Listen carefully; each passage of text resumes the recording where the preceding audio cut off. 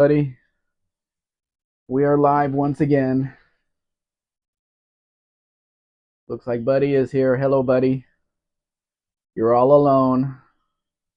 I'm here. Yeah, Mrs. Spec is here too. Change this. Is everybody busy today? Or is the weather that good that everybody's outside? The weather's nice here today.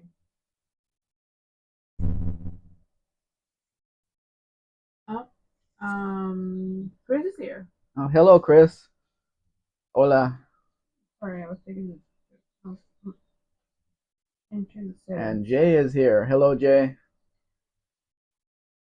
You're going crazy with your lives every couple of hours. Every couple of hours, Jay is live.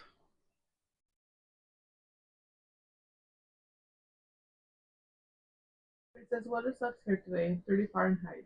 Wow. We had some thunder and lightning last night and a little bit of rain, but it's warm today. It was a random clouds passing by. Well, it made its Presents known. presence known, yes. Jay says weather is great. Was 20 degrees Fahrenheit and snowflakes. Well, you're lucky you have a garage to work in. I assume it's heated. Oh, I didn't. Yeah, this one's for Chris, a 2000 Beetle. Beetle. Bocho. I think in by the 2000 they just called it a Volkswagen sedan. That's what Volkswagen called it. Volkswagen sedan. That's how everybody was talking about them at the time. Stop yawning. No, I'm not yawning. You're yawning. Jay says yes, it's heated. The garage is heated. Good. That's nice. He wrote my name on his hood Mhm. because I was in his chat.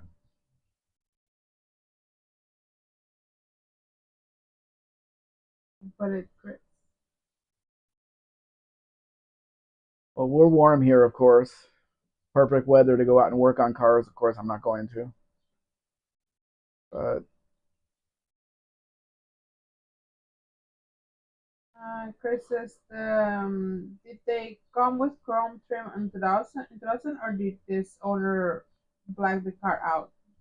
most of them were, I think all of them were monochrome. They didn't have chrome bumpers or anything like that. It's weird to see a color coded mirror though. That's not a painted mirror, is it? The chrome mirror and chrome door handles. But the bumpers were painted the color of the car. Yeah, it had the monochrome design. The steering wheel is way older than the car is. The 2000 model should have had a smaller center horn pad with two buttons on one on either side. So somebody installed a much older steering wheel. Jay says, it sounded like you were yawning.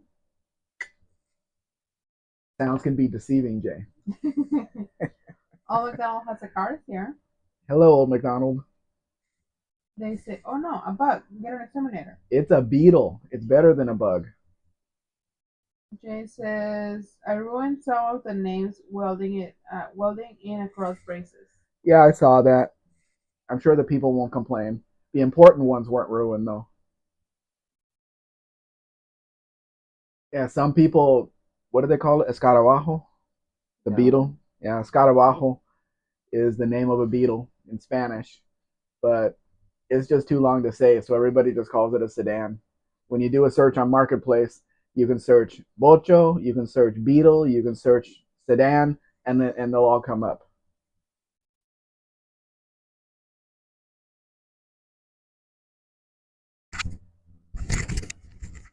I don't make noise when I yawn, so I don't know what you're talking about. Mm-hmm. That's the guy that doesn't snore. I don't snore. There's no evidence. Mm-hmm. No evidence. It didn't happen.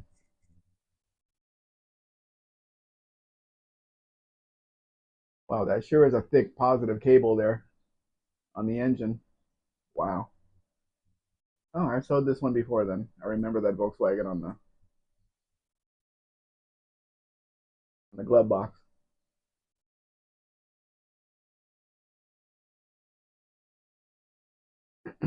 Jay says, I'm going to put the Toyota Solara on the road this week. That means you're going to get plates and make it legal, or you're just going to drive it around. I've seen those cars here. People brought them in from the U.S. They weren't sold here, of course, but I wonder why Toyota brought that car out when they had the Lexus models selling. Jay asks, is that the EV Beetle? No, it's not an EV Beetle. There are no. Well, there is a company that's converting them here, and it's like 30 or 40,000 pesos to make it an EV, and you could probably rebuild one of those engines for 8 to 10,000 pesos with the mechanic.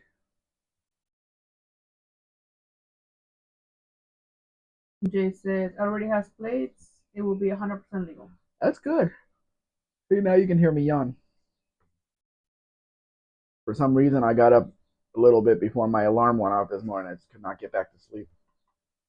I couldn't go to sleep last night. Why? I don't know. I blame the food you eat. Salad. Jay, that wasn't a Beetle. That was a Volkswagen Combi. And you were looking at the 1.8 liter engine right there. But that was a big positive cable. I don't know why they put such a big cable in there. There has to be a reason, though. Josh Homan is here. Hello, Josh. Good to see you. I had one customer on this black Ram Charger. We went through the whole thing, talked to him on the phone, gave him my payment information. His wife won't let him send the money. So that's dead there. So I have my previous customer on it, but he says he doesn't want to spend that much, but he probably will if I can just get an answer on that scratch on the right quarter panel. Is it just the paint? Um, Chris says maybe if they had a high power sound system, they needed the BP power cable. That's possible. There's a lot of room inside the combi to fill up with sound. And Jay says it's a hybrid, perhaps. No such thing. No way.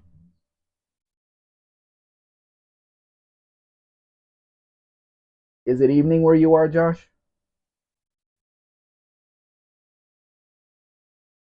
Jay says those wives do that. Kill all the fun. His wife works at the bank that would send the money to me. And everybody that works at the bank automatically thinks, "Oh, it's Mexico, it's a scam." So she just won't do it. Doesn't matter how much of a history I have selling to other people or what anybody says, because he called Lester LeSabre to ask him about me, and everything was going well, and Lester said that he was, he sounded really positive that he wanted the truck, but nope, he can't convince his wife. It's been 1 year since we provided Lester his car. Yeah, it's been 1 year, I just and the remember. car, yeah, and the car has not left the garage yet. Glenn Nickerson is here, Hello, Glenn. and they say, "Can I get a hey yeah from the specs?" Hey, yeah, Hey yeah, what? you're supposed Um, to say hey, yeah. hey yeah. Joshua says almost evening. Almost evening. Jay says, never marry a girl who handles money. Ask me how I know. I don't think I want to know how you know.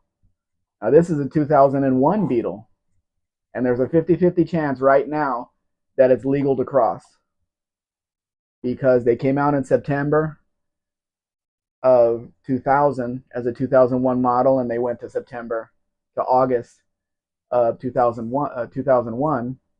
So there's a 50-50 chance because we're right in the middle of the season now, the model year. Everything is really very low mile car and everything, but they put this stinger on the back of it, the exhaust, which is absolutely ridiculous. Just return it to the original exhaust and be done with it. They did put the smoke signals on it though, the tail lights.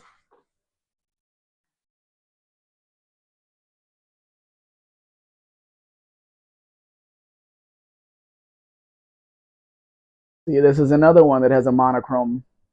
It has white painted bumpers. This is the steering wheel the other one should have.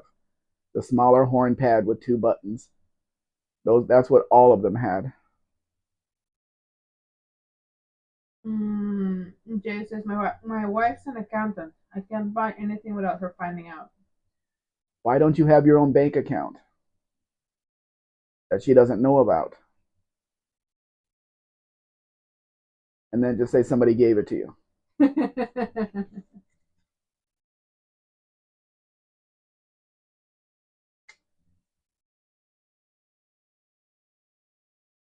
So your wife actually approved you buying that Oldsmobile engine, or was it given to you? Given to you in quotations. Yeah,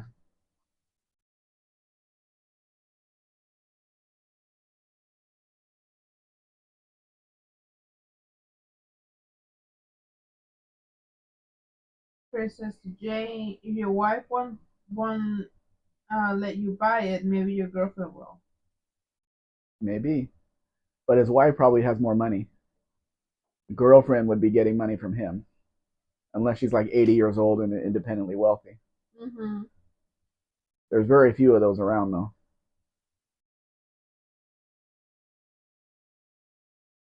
unfortunately. This is actually an odd color for the van. I don't see it very much, but it is an original brown van.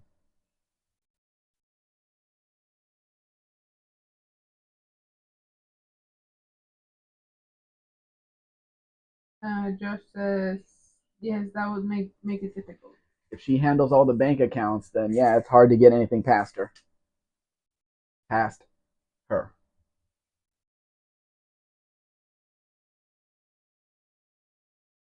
still want somebody to buy one of these vans so I could drive it and see how they drive. Then I could report back how fast it is and everything with the liquid cooled Gulf engine.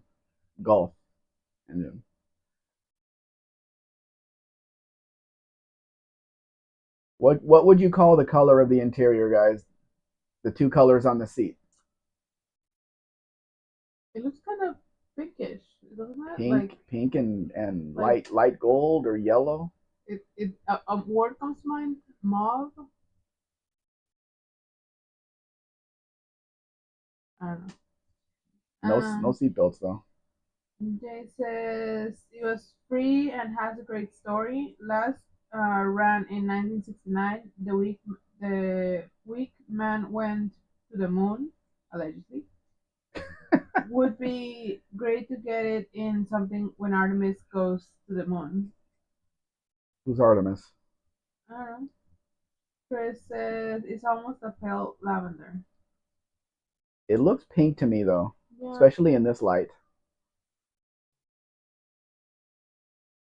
I don't know. Jay says rose gold and antique gold.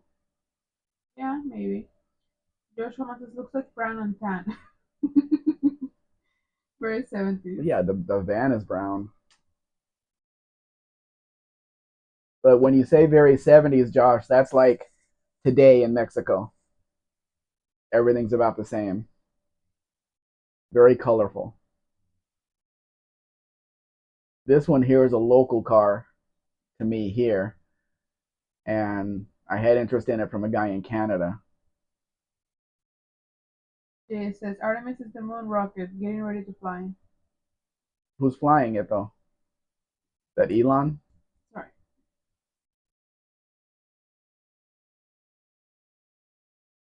Mike N is here. Hello, Mike. Thanks for joining us. This Beetle is the last year that they made the Beetles, a 2003 model. So it won't be ready to be imported into the US for a couple of years yet.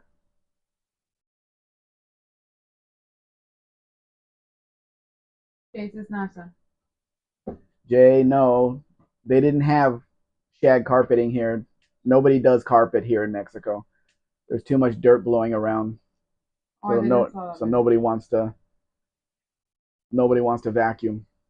Sorry. I'd rather have carpet in the house, but No. Mrs. Spec won't. Too many allergies. Too many cats. Harder to clean it up when it's a carpet than when it's a floor. All I need is glass cleaner and some paper towels to clean up after them, but not if it's carpet.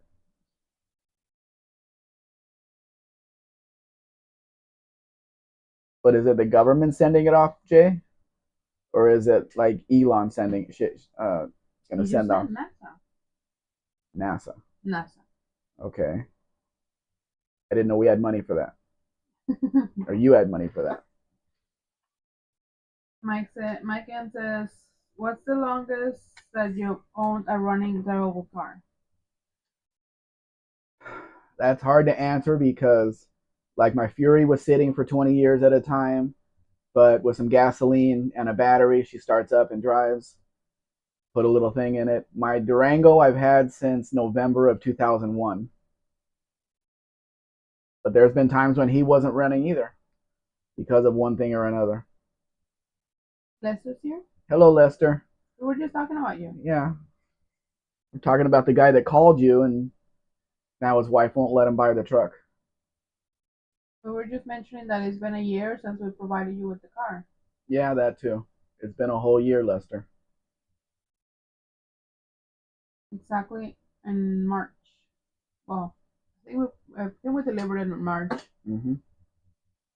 I know we bought it in March. I don't know if we Come on, read them because I have something to say. Chris says Buck looks good in that dark green. Yeah, that's my favorite color. Jay says yes, government, NASA.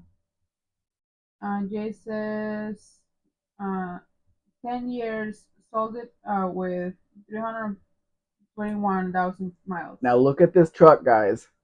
This is a Ram 1200. I'm not sure who makes it. Mid-size, four-cylinder, stick shift. It would be in the U.S. like $20,000 to buy this truck. You think that thing would sell over there? $20,000 for a fully functional pickup truck?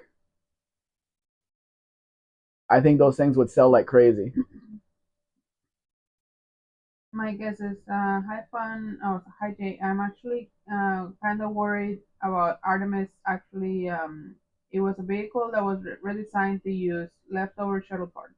Well, that's not good. Lester says I was lucky my wife agreed. Yeah. Chris says they'd sell a million of them. Yes, they would. There are no pickup trucks at $20,000. Even though, how much was the cheapest Ford Maverick that they didn't even want to make? Jay says Mitsubishi perhaps. No, it's not Mitsubishi. It's Chinese. Believing yourself is here. Hello, Believe. Thanks for joining us.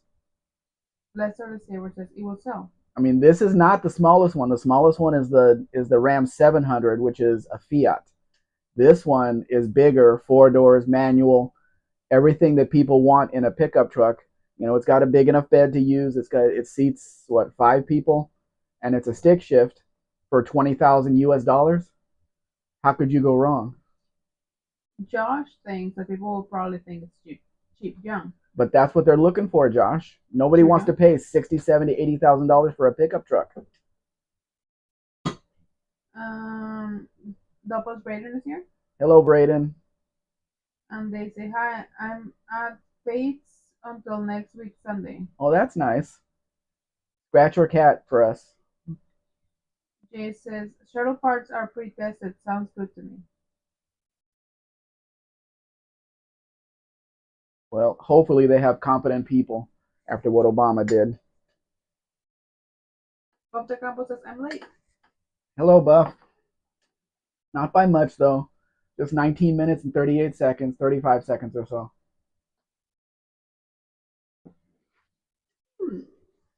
Gotta show some classic cars.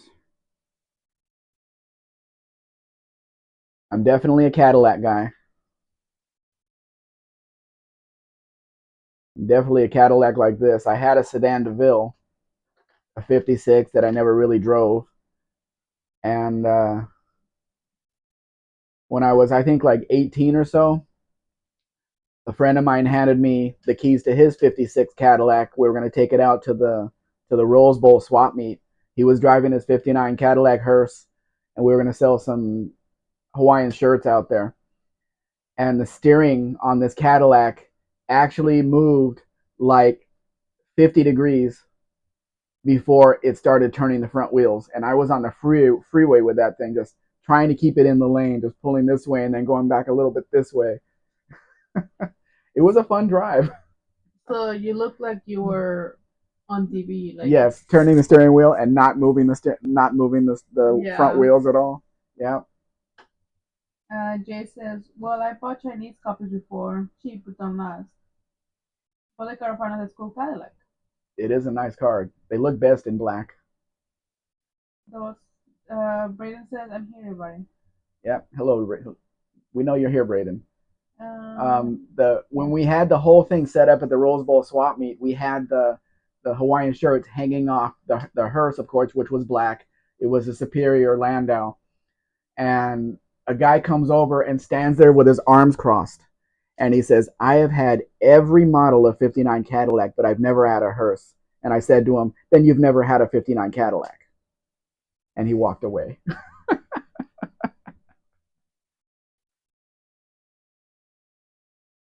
I'll bet you he was lying, though. I bet you he did not have an Eldorado Brougham. I'll bet you. With only 99 of them made, I seriously doubt he had one. But yeah, that was a fun day. Sold a lot of shirts.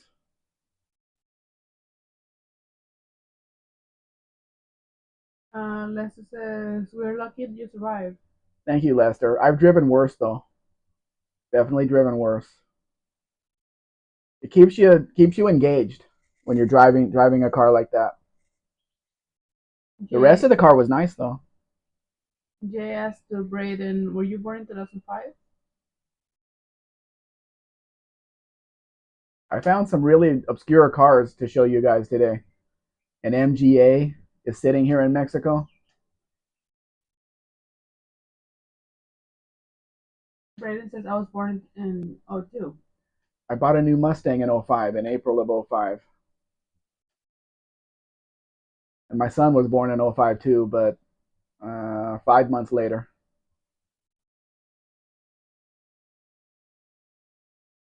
He'll be 21 this year Mm-hmm. in 6 months. Josh Thomas is Morris Garage. Lester says, I like the two-tone where the whole back is white.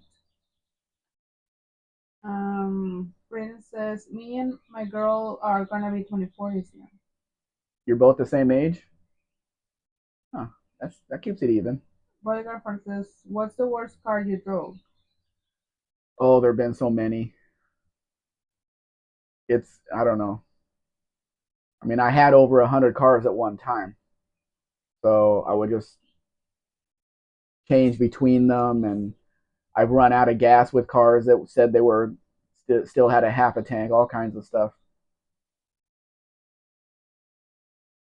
Um, with the trailers here. Hello, Will. Did I say hi to Lenny Person? Yes. Okay. Lenny Person says to Braden, you're newer than my daily driver. Me too. My daily driver was made in November of '99. Um, Bullet says that MG5 is perfect to swap in a Ford 292 white block. You might get angry a lot of MG people though. How do you like this one, Buff? I think I've shown it before though. We can take the Continental kit off. Will says, speaking of Ford, I like that 56 Ford Sunliner. Yeah, it's amazing to see one in Mexico since they didn't sell convertibles here.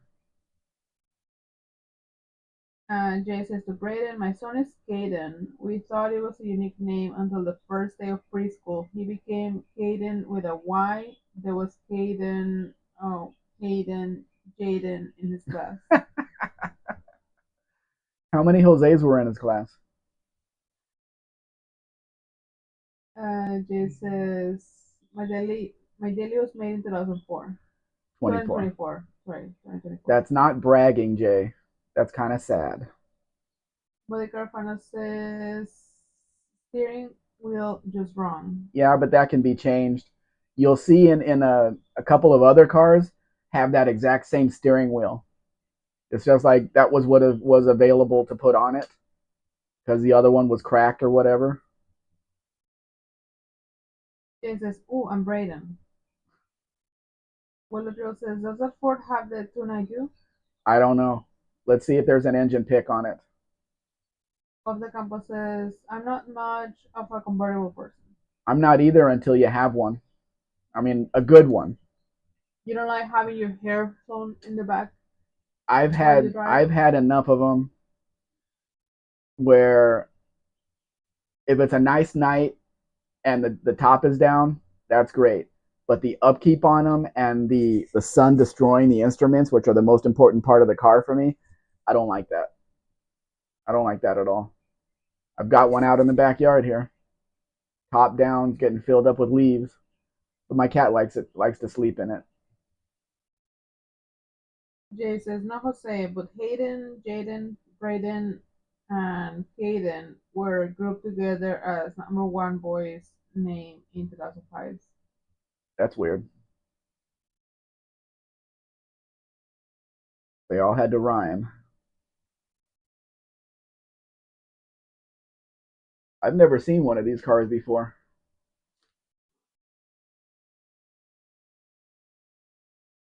Never seen one before. So I put it here. Maybe you guys know What? more of Austin's than I do. I don't know about Austin's.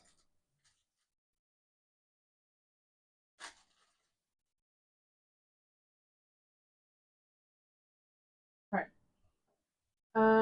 Jay says, "Buff, I have two convertibles." Pop Campo says, "I had a 66 Mustang convertible. It was for a while." Billy Garfano says, "I'm a convertible junkie. Had mine since 1999. 1990. Sorry, I'm bad with And numbers you right have now." glasses. Bullet Drill says, "I like the 1957 Ford Thunderbird F Code. That's the supercharged 312 V8 with 300 horsepower." That's hard to find though. Jay says, "I have an Infiniti M30 convertible, 3000 made." All of the convertibles I had when I lived in the US were second to last year. I never planned it that way, but Would you have known? Like, 69 Marquis convertible, 74 Delta 88 convertible, 71 LTD convertible, 72 Cougar convertible. They were all second to last years before they discontinued the convertibles. I don't know how that happened. It was just a coincidence that I ended up with all those cars, and they were all second to last years.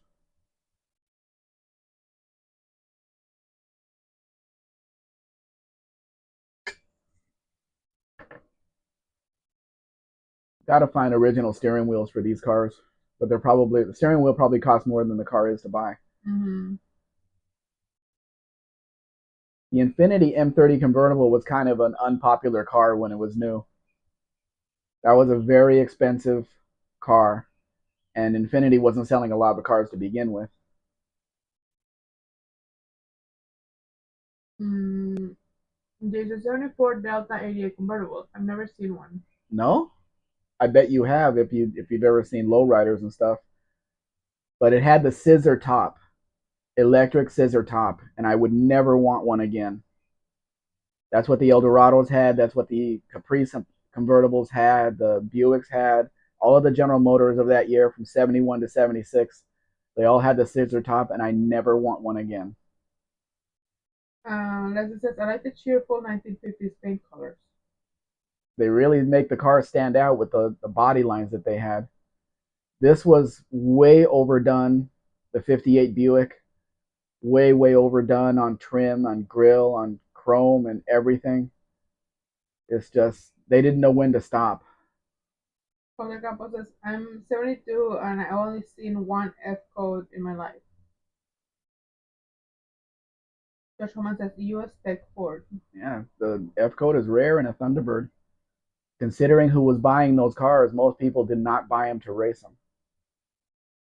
Willow Drill says, I love my 85 Mustang convertible. I'll be waking her up from winter slumber. About time to get it out on the street. Get her out on the street.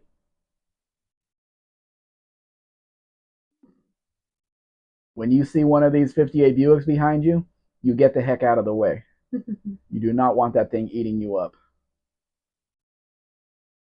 But then they went to the 59 model and it was completely different.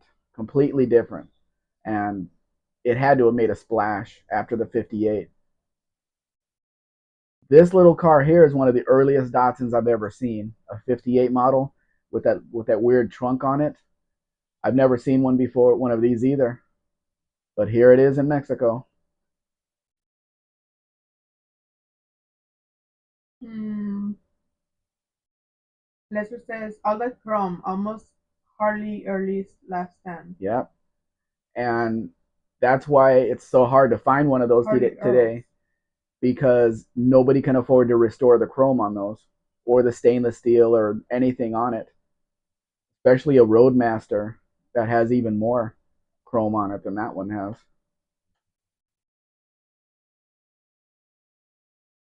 Just way too much. And even if you find one in a junkyard, you're not going to get chrome any better than you have. This is a custom painted 58 Ford, but there were no interior pictures. But it's kind of interesting what they did with the paint on it. I see. I love the turquoise color though. I love the color. You see the characters on the thing? Yeah. Um, George says, I've seen those only in early Japanese films. I don't even think I've seen any in movies or anything, because it would really stand out with the way the rear trunk looks like an early American car with the big trunk, actual trunk on the back. This car would really stand out at a car show, but I don't know what the interior looks like. I mean, the interior doesn't look bad. White seats with turquoise inserts probably, but I mean, it is a 58.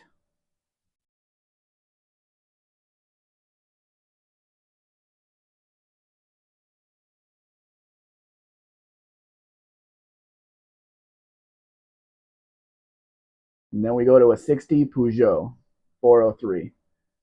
This is what was running around in France in 1960. Why it's in Mexico, I don't know, but there's two of them. There's this one and a black one. But the two tone brings out the lines of the car.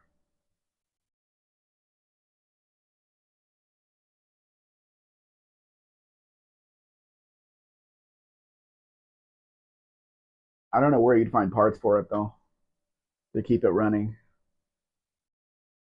I don't think our local AutoZone would even have it listed.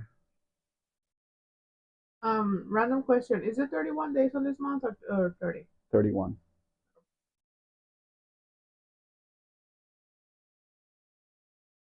I mean, it's in nice condition, but it's a Peugeot. Not the most popular cars.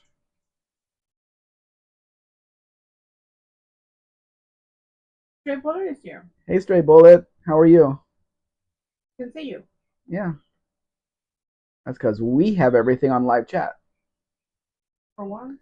If you guys don't have it on live chat, put it on live chat so you can see Stray Bullet.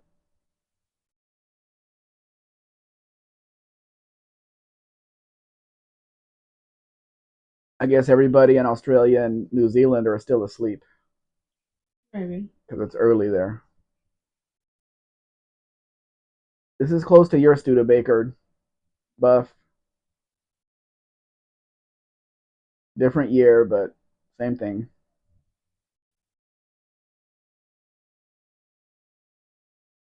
There's very weird cars sitting here in Mexico with just waiting. But as you can tell, they're in really nice condition. They're not rusted out. They're not modified. None of that.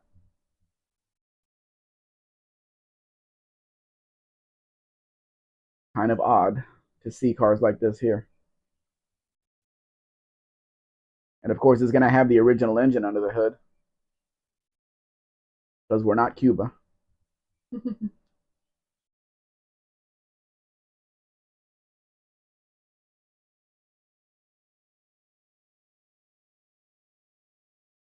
Chevrolet says they might be protesting against having a king. Who has a king? In Australia or New Zealand? It's just really early there right now. I mean, it's like really early morning there. Oh, because that's what Tavo says when he comes in here and he's half asleep on our Saturday.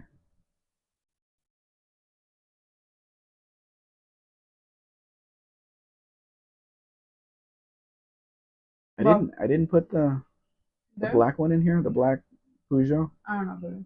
Bob the Campo says flathead 6 or 259 V8. It's probably the six. I doubt it would be a V8 in Mexico.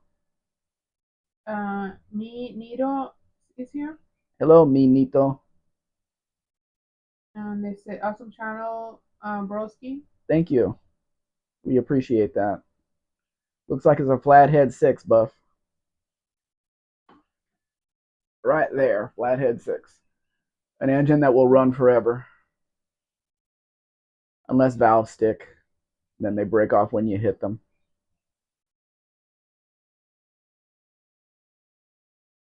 Kiwi should be seeing this one. He's putting one of these together for his wife. Both is there it is. Yep.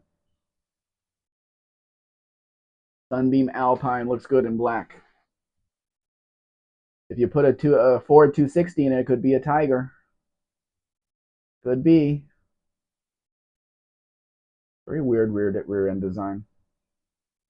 Like sticking up like hands up. Both the company's new radiator too. I didn't even notice that, Buff. This guy's got quite a few small cars in the background. He likes small cars, apparently. There's a Messerschmitt for sale here in Mexico, and the asking price is 1.2 million pesos. Only? Only, yes.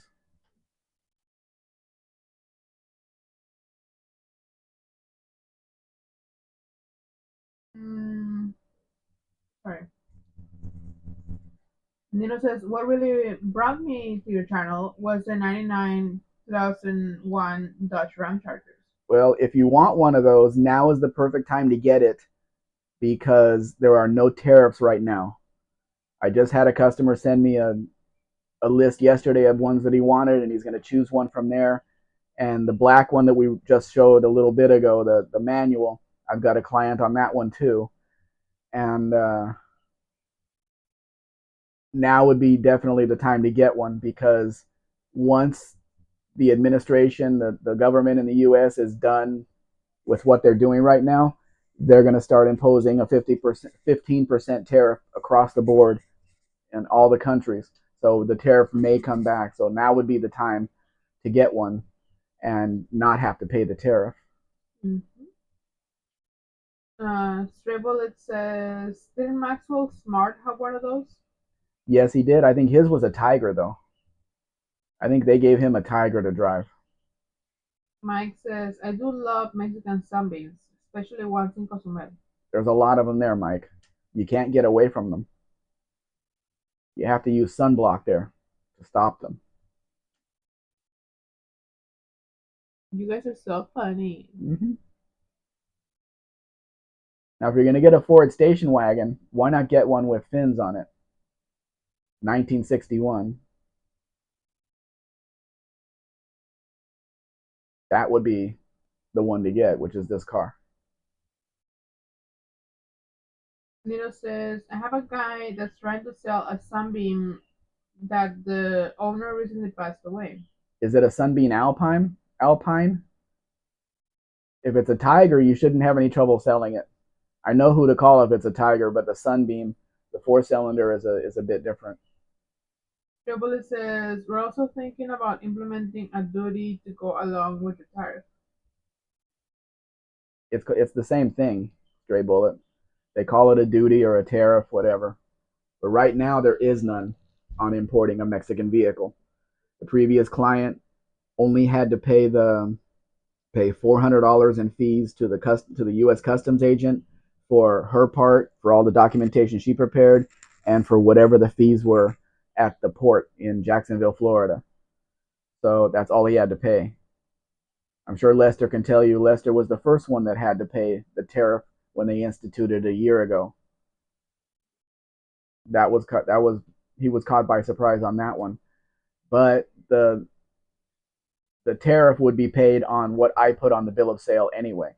It's not on everything that you send me, which was travel and transport and everything else. So it's just on the price of the vehicle. Okay, well, it says, I know, we just want our money.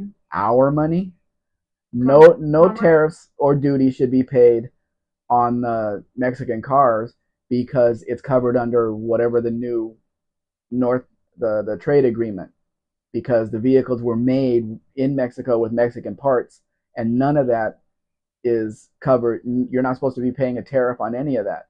But I don't have a way to prove that the cars were made in Mexico with Mexican parts because that they're 25 years old and older. Otherwise, if I was able to prove that, then they wouldn't charge a tariff on it because it is covered under that. Okay, well, it says, people have been stealing from us. Stealing what? Mm. Not on used vehicles.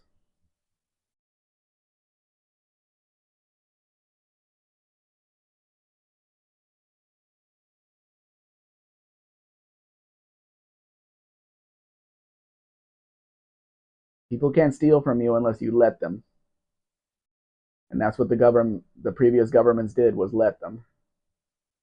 Ooh, here's a pretty car. 63 Studebaker Gran Turismo. Mm. Money. They've been stealing money. Oh, it's a wedding. Yeah, they rent the car out. What else do you do with it? Mm. It's a pretty car though.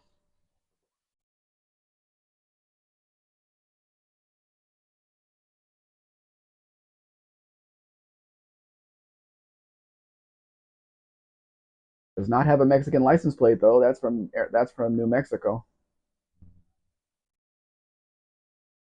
So it says, that is pretty.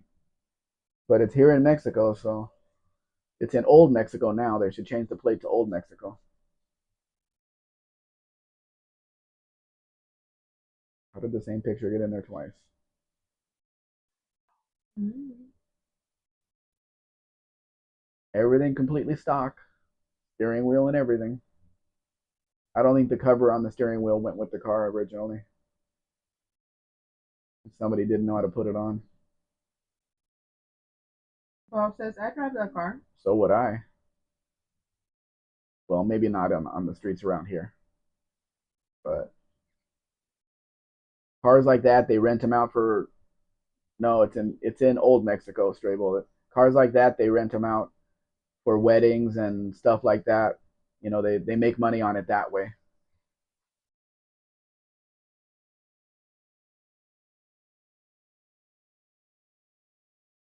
Plant six, definitely. Las piernas.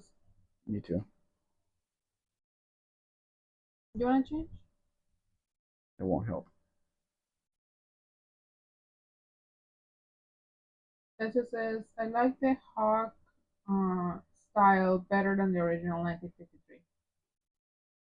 We don't get to choose our Studebakers in Mexico, Lester. We have to take what they have here. There was a Hawk here. I did show a Hawk last week, I think, but it's in pretty bad condition. I think it was a Packard though.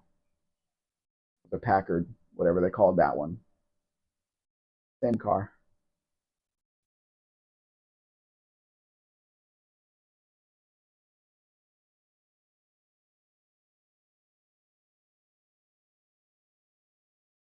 Wedding.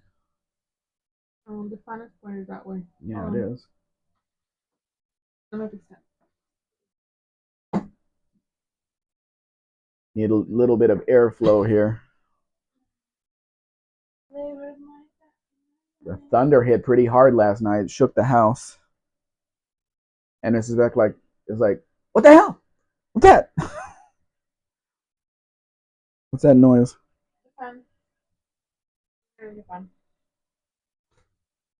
We don't want that on during this.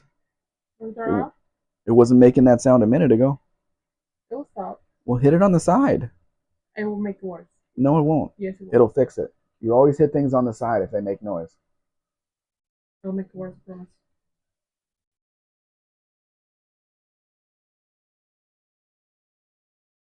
And shake it.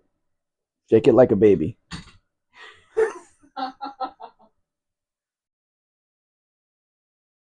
Shake it.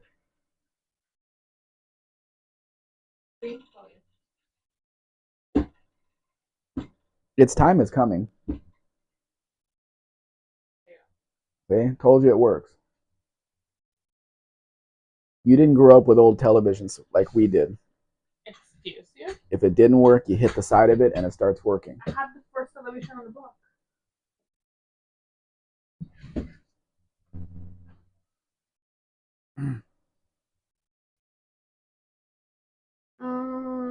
Chua says it's like the town bicycle. Everyone gets a ride. If they pay for it, they do. Did those center consoles and shift levers come in the Valiants, or was that was later, wasn't it? In the Dusters. So they apparently they put it in. Wait. Shake it real good. Yeah, nothing lasts anymore. I don't think it's picking it up though. Hmm? I don't think it's picking up the sound. Okay. No, not picking it up. Did you just shush me? Yes, I'm watching the thing here. It's not picking up any of the noise. Do your job. Here.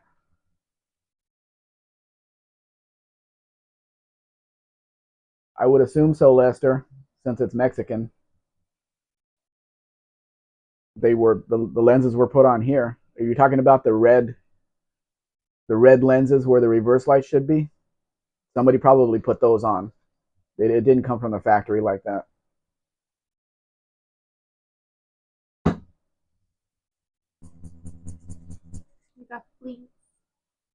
I got something.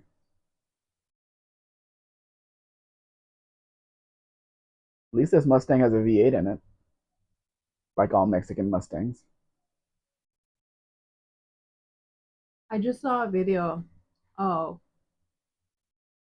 I looked up the values of these Thunderbirds. You're not even watching. I am watching. I looked up the values of these Thunderbirds. I thought these Thunderbirds were always untouchable for how valuable they are. These roadsters. Nope. Nope.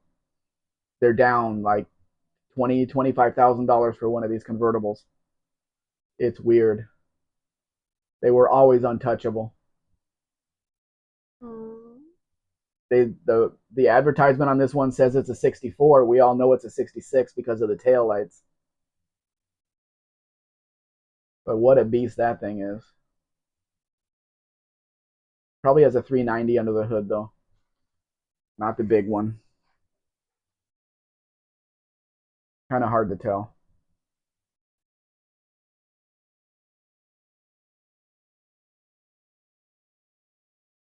It would scare me though, one of this car. If one solenoid stops working, your top doesn't work. And it has a lot of solenoids to get that top system working. Because on this one, the trunk flips up like that, then the top folds down into the trunk, and then the trunk goes down, and then it screws itself down to the car. So there's a solenoid that handles each and every one of those processes. And if one stops working, that's a lot of, then the top doesn't work. That's a lot of things that can go wrong. And Nino says, have they asked you for any 2010, 2014 Lincoln Mark LT that didn't come out in the States? Nobody has asked for one of those, and I'm not sure how it would get past EPA. I understand it's exactly the same truck that was sold in the US, but there's a process with which you would have to submit it to test and everything, and I think they charge you for all that. So I'm not sure how it would work. And you cross it? Yeah, Mm. I mean it's not going to fall under the 25-year rule, but it's exactly the same as the truck that they sold in the U.S. mechanically. Mm. So I'm not sure how what the process is to get it legal over there. So I haven't offered them. Believe says, my wife says I'm getting fat, but in my defense, I've had a lot of plate lately. I've had a lot on On my my plate plate lately. lately. You can't mess up his jokes. It's You a have to read them exactly how they are. there's a freaking heart there that doesn't let me read. So it's in Spanish the EPA. They're well on the way to that, Stray Bullet. They've already gotten rid of the debt, the DEF or whatever it is on the diesel trucks. That's all gone.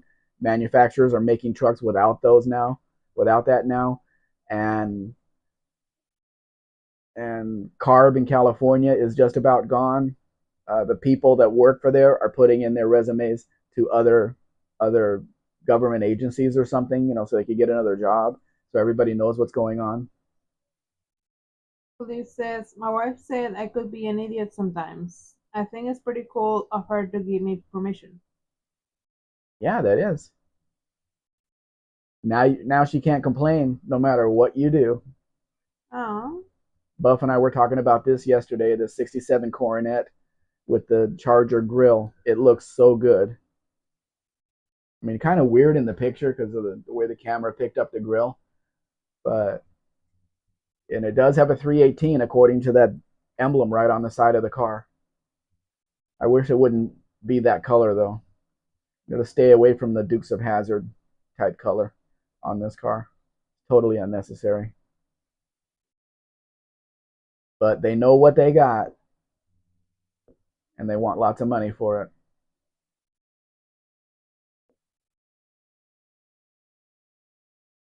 um, Joel says the writing's on the wall for them. Yeah, because the candidate that's in the lead, according to polls, for the to become governor is the sheriff of Riverside County, and he said in his videos that he puts out that day one he is signing a bill or signing whatever to get rid of CARB. Registration fees will be $30 per vehicle in the state. That's it. It's not going to be hundreds of dollars anymore. I don't know what he's going to do about the weight fees on trucks. He didn't say anything about that, but he's getting rid of all that. If he can actually do it, is a different story because everybody in the government is going to say, okay, well, if you're going to get rid of millions of dollars of registration fees, how are you going to make up that money for our budget? So he may run into that.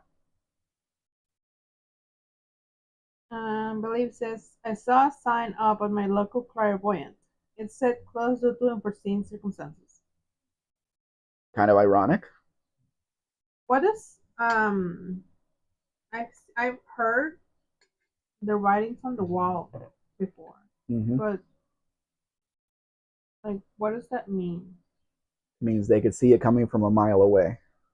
They know it's coming, that it's going to close. Mm, Are you asking for the where that came from? yeah. Google will tell you that. Oh. So it says our gas prices would drop overnight if carb goes away.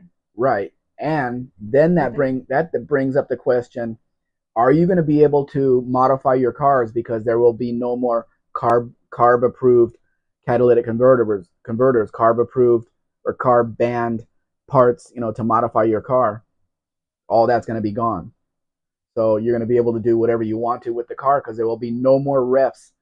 They can't refer you to the ref station to have anybody look at your car. All that's going to be gone. You will be paying money per mile you drive your vehicle though. So that's a new thing. See how that goes. They're just going to assume you drove every mile on your car in California and you have to pay them for it. They're going to leave it up to you to prove that you didn't. So you're guilty until you prove you're innocent. I don't think that's going to last very long though. First one to challenge it in court, it's going to be gone too.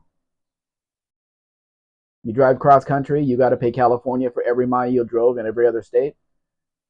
How does that work? So no, that's not gonna stay either. They wanted all the electric cars, so now they got all the electric cars, and they're not getting money for gas taxes. They should have thought about that.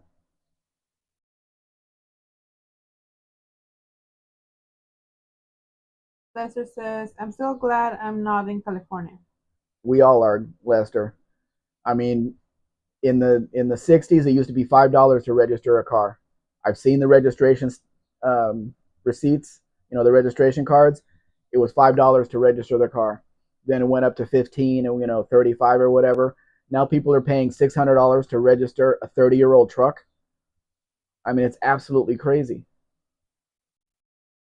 Double says, I live on a private road. They're going to charge you anyway. All the miles that you put on your private road, you have to pay the government for the privilege of using it, driving on it. I mean, you gotta ask, who are these people that are voting for these things? Who are these legislators that vote for these stupid ideas? Where did they come from, and how are they in that position to vote? Nobody should be elected. You should not vote for anybody unless they're a car person, male or female. Well, don't vote for females. Only a car guy. Rude. No, they're the reason that everything is screwed up. Rude. Shola says, I just paid $370 to register a 20-year-old truck. That's crazy. That's absolutely crazy. And I bet you if you go down to DMV and say, prove my truck is worth how much you charge me for the registration, they won't be able to do it. Because they're going off the value. What are they adding to the registration besides the weight fee? Because the weight fee shouldn't be very much. Shola says they're communists. They just want your money.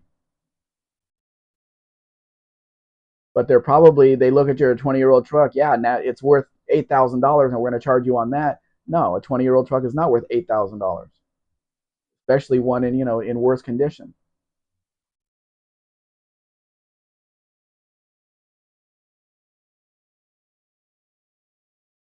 '68 Thunderbird not here to see the '67 in Meadowlark yellow. I like that color.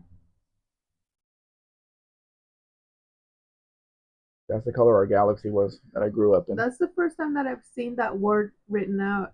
I always thought you said metal. Oh, Meadowlark. Meadowlark yellow. Straight says it's a heavy duty truck. Okay, so how much is the weight fee compared to the registration fee on it? How much does that take up? Chris says, does the 370 include the sales tax you owe on the truck?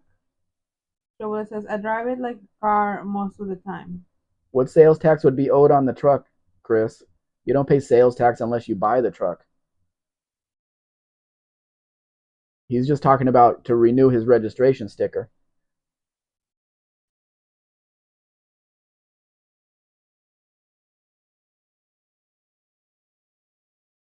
Nice interior. I prefer the interior of the two-door Thunderbirds more. If you look at that back seat, it's just straight across, whereas the two-door would be curved, almost like I don't know, but it's curved. 1970 Bronco. They're asking 2.17 million pesos for it here in Mexico. A Ford Bronco. A crude driving vehicle. Chris says, oh, just a renewal. Costs like 35 a year. Here in New York to renew a registration. That's what it should be.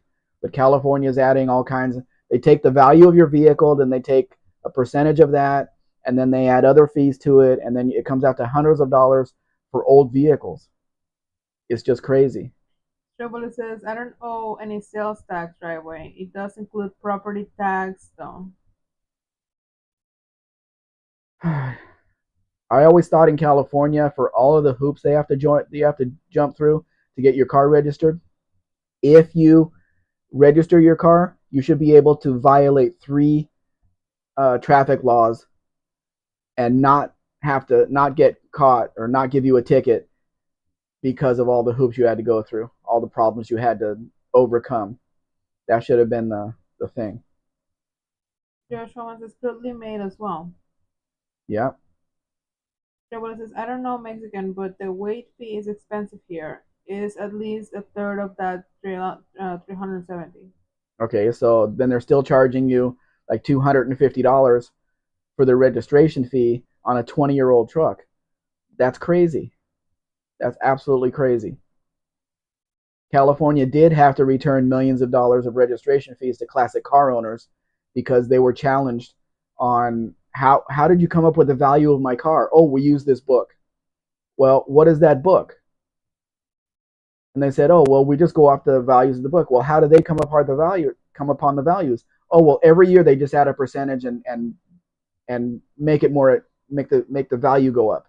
They don't look at the market or anything. They just take a percentage every year and raise the amount.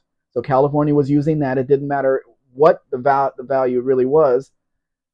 They just raised it every year. So the registration went up every year because of that book. So they got sued and they had to return millions of dollars of registration fees because they were using that book. Mike and asked how much for that Bronx, 2.7 million, right? 2.17, something like that. For the Bronx? Bronco.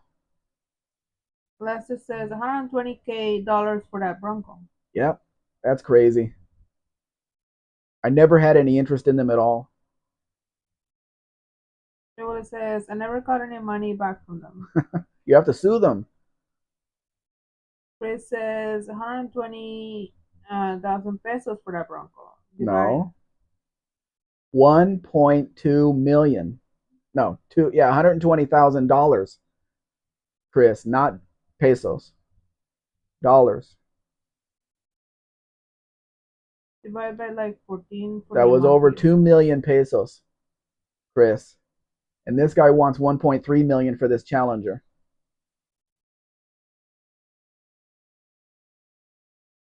1.3 million for a Challenger. No. Nope. Don't like that car either. Never have. I had a Barracuda for a short time and you could barely see over the steering wheel. You're sitting in a hole. I like the color. It was a very common color on those. Chris says, okay, my bad. I mistyped the amount. No, he wants lots of money. Glenn Nickerson says, might as well be 1.21 gigawatts. Yes, absolutely. But hey, everybody pays a lot of money for these Broncos, and the guy just throws a number out there. I hope he never sells it because they're not nice driving vehicles anyway. They use the speedometer from the Econoline vans. They didn't even bring up. They didn't even come up with a speedometer for a Bronco. Nito says, wow, bro, you know what's up. Do you think it'll just be better to just get 2009, 2012 F-150 Platinum and just put the Mark LT grill, tailgate, finish panel, seats, and the steering wheel airbag? Why would you want it anyway? Why would you want a Lincoln truck?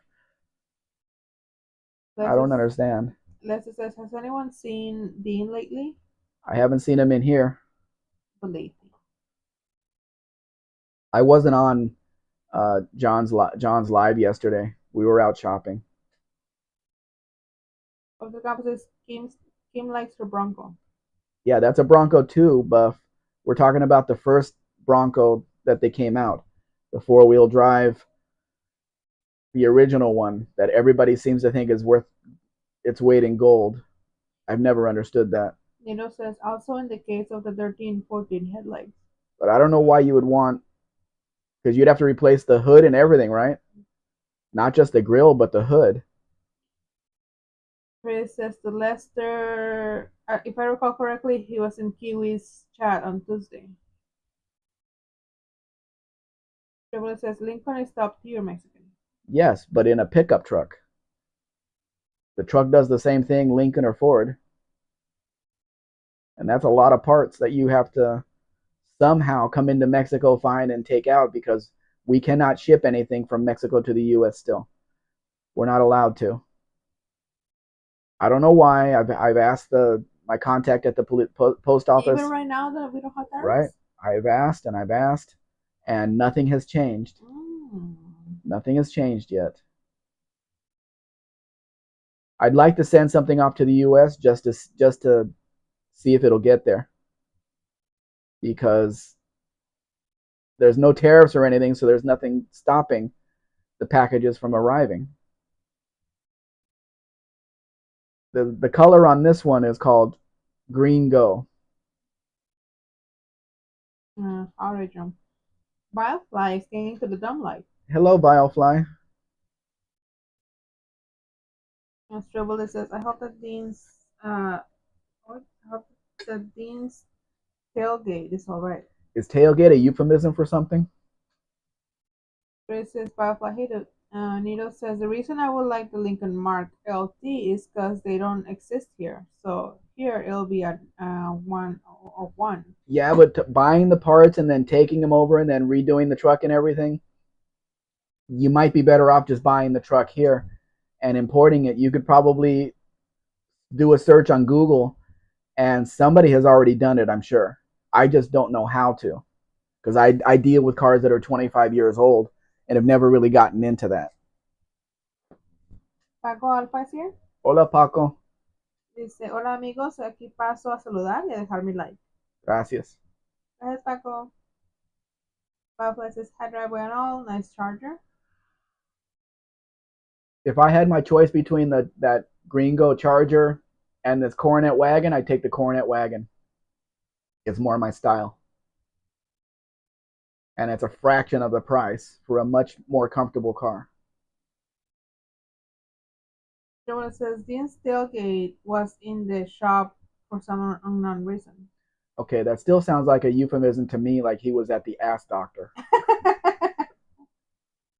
I'm not sure.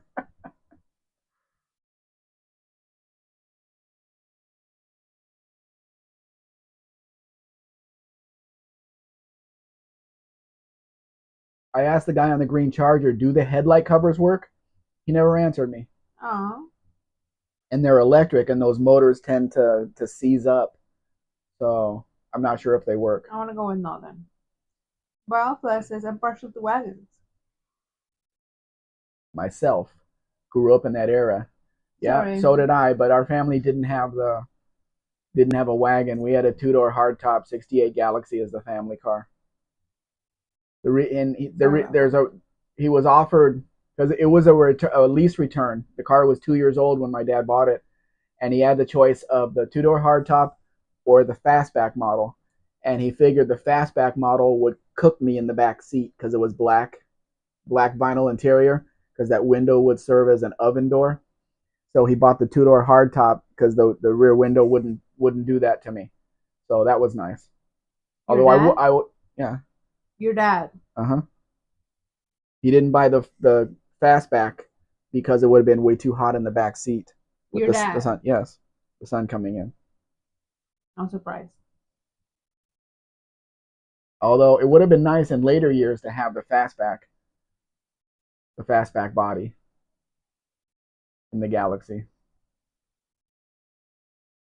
Lester says, I have to leave. I'll try to catch the rest of this Sunday night. Thanks for the oldies. Thank you, Lester. Thank you for being here. You think you could go get a picture of you with your car? I've been waiting for a year now.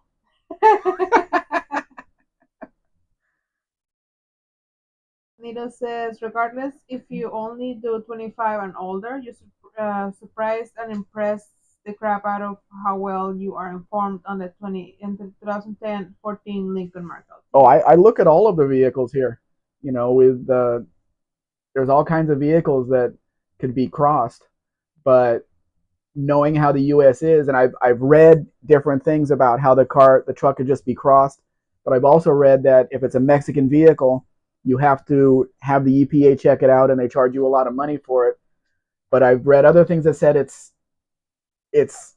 the same vehicle, so I don't know. Maybe there's an easy process to do that, and if there is, then I could probably get you one of those, depending on how much people want for them and what kind of condition they're in. Firefly says, I enjoy freaking out the new generations by showing the door opening both ways. Jesus, back to Lester. Lester says, yes, I think it's Mm. time. Okay, you're talking about the talking about the tailgate. Yes. Triple says, did Mexico get any Torino Taladigas? Talladegas. No, we didn't get any Torinos at all. No, no Talladegas. They were the dealerships were only allowed to sell 4 models on their lot. So we didn't have Pintos, we didn't have Torinos, we didn't have any of that. In the 70s, the car was the Maverick and the Galaxy, and then the trucks. And in the 60s, they had the Galaxies and the Falcons. Chris says, that's a lovely combi. This one is a nice one, yes, very nice. It's a 72 model, so the price is elevated, of course, because turn signals are down underneath the headlights instead of above them. Exact same vehicle though, but this thing is completely restored, inside and out, Porsche wheels and all. And it says, but just for the simple fact that you knew that exact truck was made here for just different badges. Not a lot of people know about this. Are you in Mexico or are you in the U.S.? Minito. Nito. Bowfly says, we had a 72 Gran Torino station wagon growing up, the Green Monster. I drove one of those one time when I was 16 or whatever. For a wagon, it had a lot of power, even though it had a small V8 in it. And then when I was in Vegas, I ended up with a, let me think here. I think it was a Cougar wagon, a Cougar Villager wagon. No, it was a Montego, a Mercury Montego wagon that was like brand new with brown wood on the side, perfect interior. Everything was like brand new. I should have asked more than I asked for it when I sold it. It was an ex-California vehicle. Chevrolet says, why don't they trucks have separate beds on them? On what vehicle? Bowfly says, ours had the 460. Wow, that's a lot of gas.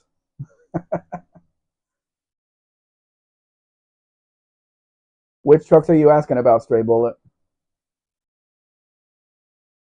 Because I mean, obviously the El Camino doesn't because it's a car, and the Ford Unibody was a Ford Unibody, but the rest do have separate beds on them. Bowfly says, then the gas crunch happened and the timing chain broke. Was there a connection there? Chevrolet says the Ford trucks. You're talking about the Unibodies in the early 60s? That was an experiment that didn't go anywhere. So Ford went back to the separate beds.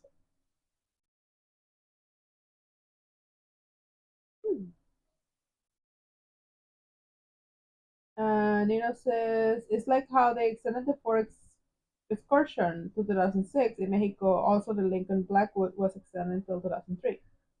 Yeah, the Blackwood was kind of a failure all around. So it doesn't surprise me that they sold it here longer than in the U.S. Faith Van Ark is here. Hello, Faith. Are you having fun with Braden? You can take that question any way you want to.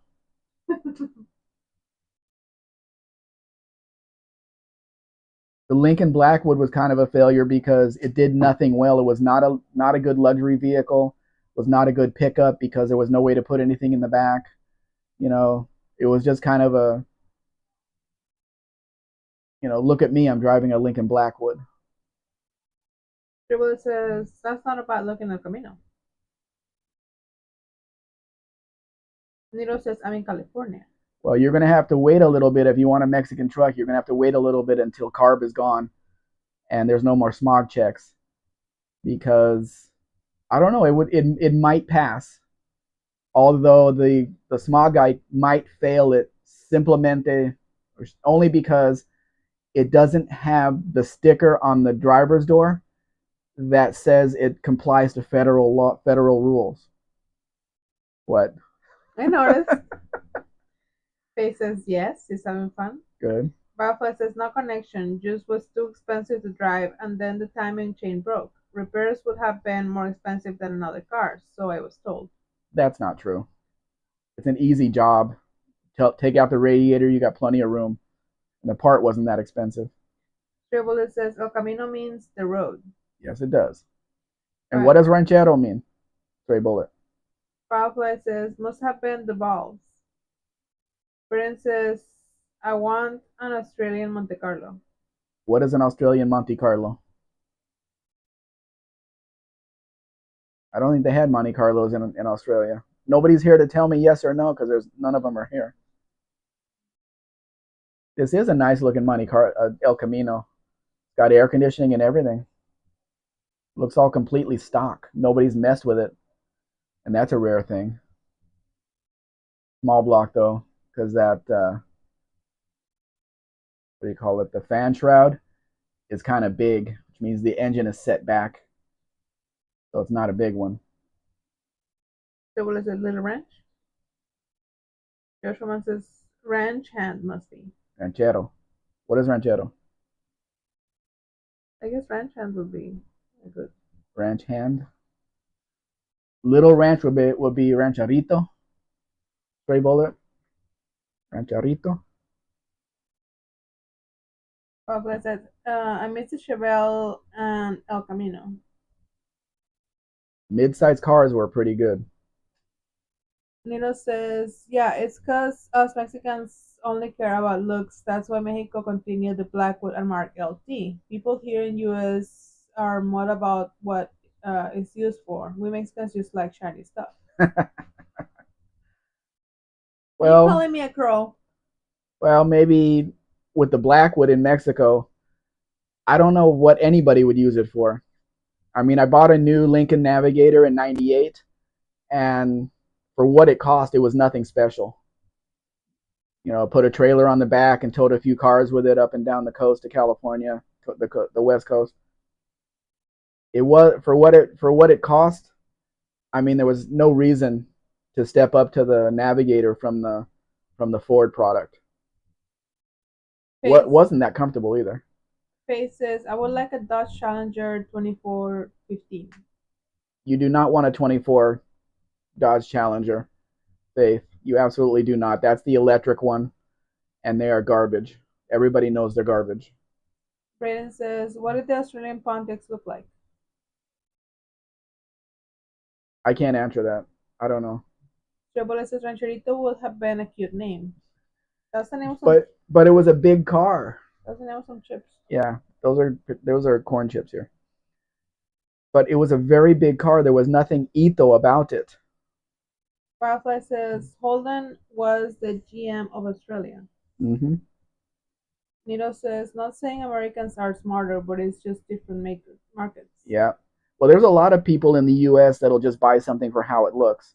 That's how they're selling $100,000 trucks that do absolutely nothing. But people in Mexico need a truck to work. Like at the beginning of this, I showed a 2026 Ram 1200, which is I think a Chinese truck. It's a mid-sized truck. They have the Ram 700 that's a Fiat, the Ram 1200, and then the Ram 2500. The Ram 1200 is four-door, four-cylinder, probably six-speed manual. Can put 5 or 6 people in it. Plus, it has a bed in the back, and it's 20,000 US dollars. That would sell like crazy in the US. It would beat the Ford Maverick like crazy. Trouble says the Falcon Ranchero was pretty small. Yes, it was. Yeah, it was. And I don't think those have ever been worth anything. I don't think anybody would pay anything for one of those, which is a shame because the Falcon was a pretty good car. Joe Sherman says Americans just like big vehicles. Yes, they do. Doesn't matter what the price of gas is. When I worked at the Chevy dealer, we had the Chevy Sprint on the lot, and we sold more of them to fathers buying them for their sons or daughters than we did them buying it for themselves for gas mileage. Tell Mike he's wrong. Mike says Volkswagen Tang. No, it is not, Mike. It is a Safari. Not every safari is a thing, but everything is a safari. Hope you understand. Francis, I remember the last GTO produced that I had to deal with, 2004, I think. LS motor that had an unresolvable problem with the knock sensor codes. The in impedance the computer looked for was not there. So was the Australian wiring system not mating up to the engine or something? I would really like this car, the 73 Dart Coupe. Looks innocent and looks like a nice car. Chevrolet says they just pushed this unnecessarily large vehicles on us. Well, everything, all the safety stuff they put in them, they have to put that safety stuff somewhere. So now they're bigger. Chris says the Ram 200 is based on the Peugeot Landtrek and it's made in China. Yeah, made in China. It's one reason the U.S. will never get it. Nino says I agree with having a Lincoln Mark LT was way better for status reasons than having just a Lariat logo. Also, in the Blackwood, it was a status symbol. Yes, it was. And you'd have to be pretty crazy in Mexico to buy it for that reason. Mike says everything is a Safari. Got it. The reason I say that, Mike, is because every Volkswagen thing was made in Mexico right alongside the Safari. So they started as a Safari, then when they were renamed things when they got to the U.S. But Carfano says call it a Dakota 20 what? Call 20 it a 20 grand Dakota at 20 grand that would would sell like like crazy. crazy. Yeah, a 20. Who would not buy a $20,000 truck? If you don't know how to drive a stick, learn how to drive a stick. Glenn Nickerson says, I've never owned a vehicle that wasn't at least 10 years old. I bought an 85-year-old truck today. Take that victory. I think there's a mosquito in my arm, behind my elbow. I don't see Bring anything. the supper. 85-year-old truck. Wow. Uh-oh. Look who's here. Uno's here. Uno, how you doing? He's spelling something, but I can't understand it. Thirs. Thirsty? Are you thirsty, Uno? That could mean many things. Rafa says, probably need Australian knock sensors to fix the problem. Probably, yes. But the Carafano says sell. Mm-hmm. KJ Kylie's here. Hello, KJ Kylie.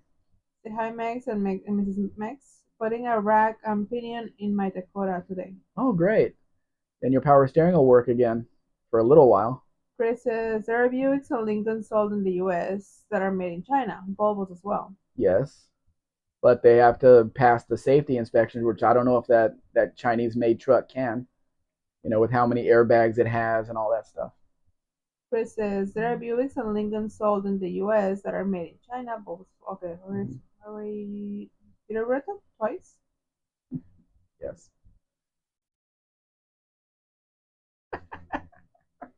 And Bafa says there's a bucket of water on Uno. He's thirsty. Braden says I want an Hernarian Suzuki van. I don't think you're getting anything from Iran, Braden, anytime soon. They're all going to be blowed up. Faye says Ram truck are the best car there out there. Some of them are, some of them don't, some of them aren't. Bafa says he's got water now. Chevrolet says 1941 truck. Wow. Is it in decent condition? Glenn Nicholson says 1941 Willys pickup. Uno says está bien amigos. Hola Uno. Está bien. Braden says Ram TRX put a Pro Charger with a blower sticking out. It already has a blower. It has a factory blower on it, Braden. Josh Holman says Volvo is a Chinese entity now. Yeah, is that who bought them? Mm. Why would you want a blower sticking out of your hood? You can't see around it to make right-hand turns. Rafa says, oh, the two-tone Mustang nice. It is a Mach 1. The owner said it is a Mach 1, even though it doesn't say it on it. Ido says, hey brother, since you know what's up, another truck that's desirable here in the Volkswagen app is the Volkswagen Amarok. What's the deal with that truck not being sold here in the US? Minito, everybody that knows that truck that's had one knows it's garbage. Look online for reviews and everything. They are not good trucks. They are not. Most of them were diesels and not turbo diesels, just diesels. The early ones. Joel says, is it complete line? Chris says, chicken tax, that's why. Yeah, but they can figure that in the price. Braden says, what Iranian vehicle do I need? None. I don't think anything exists that's an Iranian vehicle. They don't build cars there. Glenn says, for an 85-year-old truck, yes. Oh, that's good. Josh Roman says, yes, Chinese company bought Volvo from 4 years ago. Papa says, I have never seen or heard of an Iranian-made car. No. Papa says, China bought Volvo? Blasphemy. Probably still the safest car out there by a fly. Joel says, the Iranian car is a ghost. Or maybe something a little bigger to put the whole family on. Like literally, or like the goat as in GOAT? Like the The greatest animal, of all time. the animal. Okay. Una says, you see that Dill hole with the hillbilly tater gun? What? What's that? I'm confused. I don't know what that is. Josh says, Volkswagen Amaroks are rebadged for Rangers, if I heard right. No, they're not. They're Volkswagen. The early ones were diesels, very weird looking trucks. The Mitsubishis were also very weird looking trucks. The L200s, the early ones, very small beds.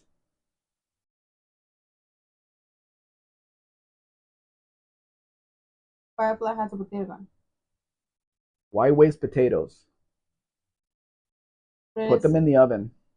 Braden says the Paycan was the iconic early Iranian car, with older Peugeot models 405, 206, 207i still manufactured under. Firefly says Ranger 772 feet measured with survey truck. Range. Sorry, range. Oh, okay. You could fly a potato 772 feet. Hmm. That sounds. Our neighbors are not that far away, so it would probably hit them pretty hard. Mm-hmm. That sounds good. Can't be illegal here.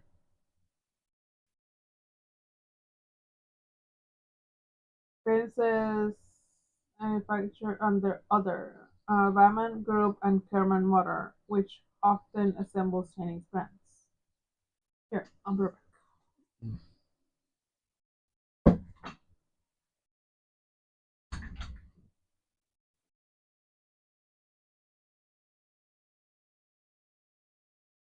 Here's another wagon. The fully loaded or top of the line Country Squire, but it has no air conditioning. Firefly. Yep, it's great at parties. Good for feeding horses in the next field.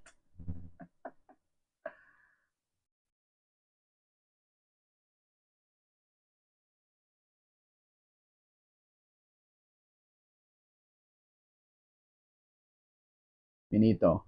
I'm sure you have noticed I don't really care much about engine and being reliable. Everything that I have asked are more of status symbols. In that case, you should recommend everybody just to buy. Yeah, but after you get it, how are you going to get the thing fixed? That would be a problem. And those were made as work trucks, so finding one in decent condition is going to be kind of a hard thing to do.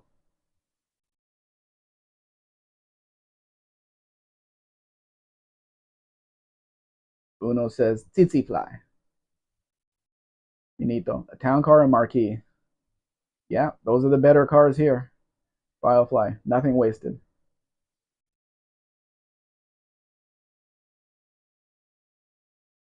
My dart is kind of this color, this aqua color.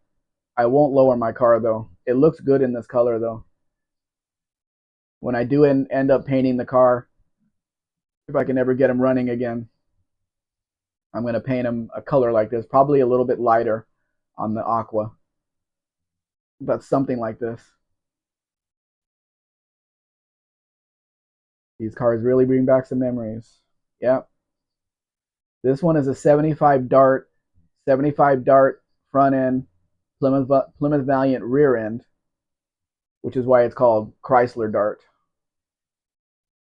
Mine has a V8 in it though from the factory, the factory V8 car. This one isn't. It's a slant six.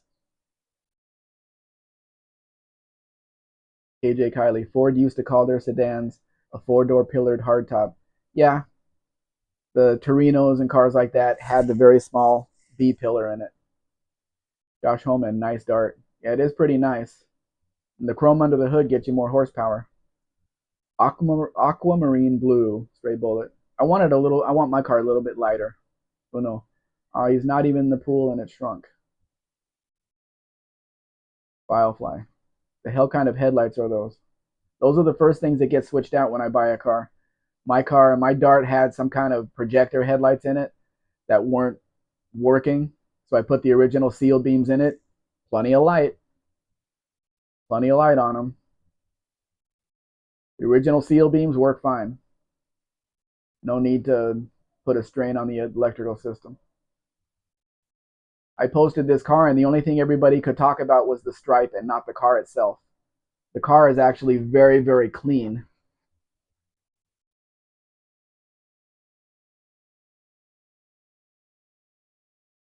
It's a very clean car, and I'm sure that grill could be fixed very easily. Just put some little plastic in there, glue it together, and you won't have that hole in the front of its mouth.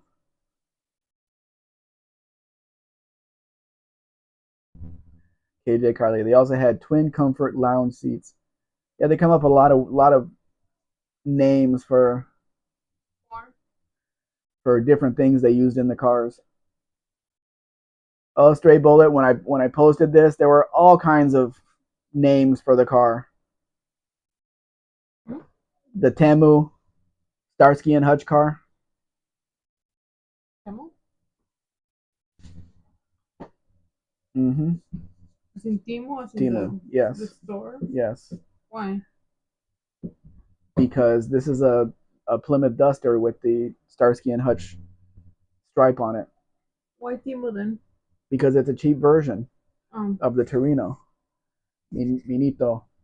I'm more into having a car that not a lot of people have around here. More like exclusive, but I get it. Yeah. Get a lot of eyes on you that way. There's plenty of cars. If you look on my website, there's plenty of cars like that. Plenty of them. Any of these Dusters from Mexico, they're completely different from the US models because they have the Dodge in the front and the Plymouth in the back, or the Plymouth in the front and the Dodge in the back. Like the 76 would have a Plymouth Valiant front end and a Dodge Dart Sport rear end on it. And the Fox body Mustangs are the same thing, with the 83, 84 models being basically a Mercury Capri coupe that they never sold in the US, so people would do a double take on that one. Chevrolet says you used to really abuse that car. Firefly says it is the position of the shifter. Yeah, it was not an original floor shifted car. Chevrolet says not sure how they were able to get that car to do a burnout. Me either. It was a smogged out 74 Torino. Why anybody would want to paint their car that looks like that, I don't know. Because it just makes you the butt of many jokes. But have your own design. I mean, come up with something and design a paint scheme yourself without, you know, going back to a movie car or a television car. Nino says I understand that those cars are cool, but I'm just not into circle like cars. Circles like cars, not bagging on those vehicles at all. Not into circles light cars. I'm Maybe not sure what that means. maybe maybe circus. KJ, this is a U.S. spec car, a Buick Regal, so you could just look it up on Google, whatever whatever they came with. I mean, it's a really nice car for one that's in Mexico. The Colonnade car. It is a pretty nice car. Not sure what engine it has in it though, because they did offer 6 cylinders in those.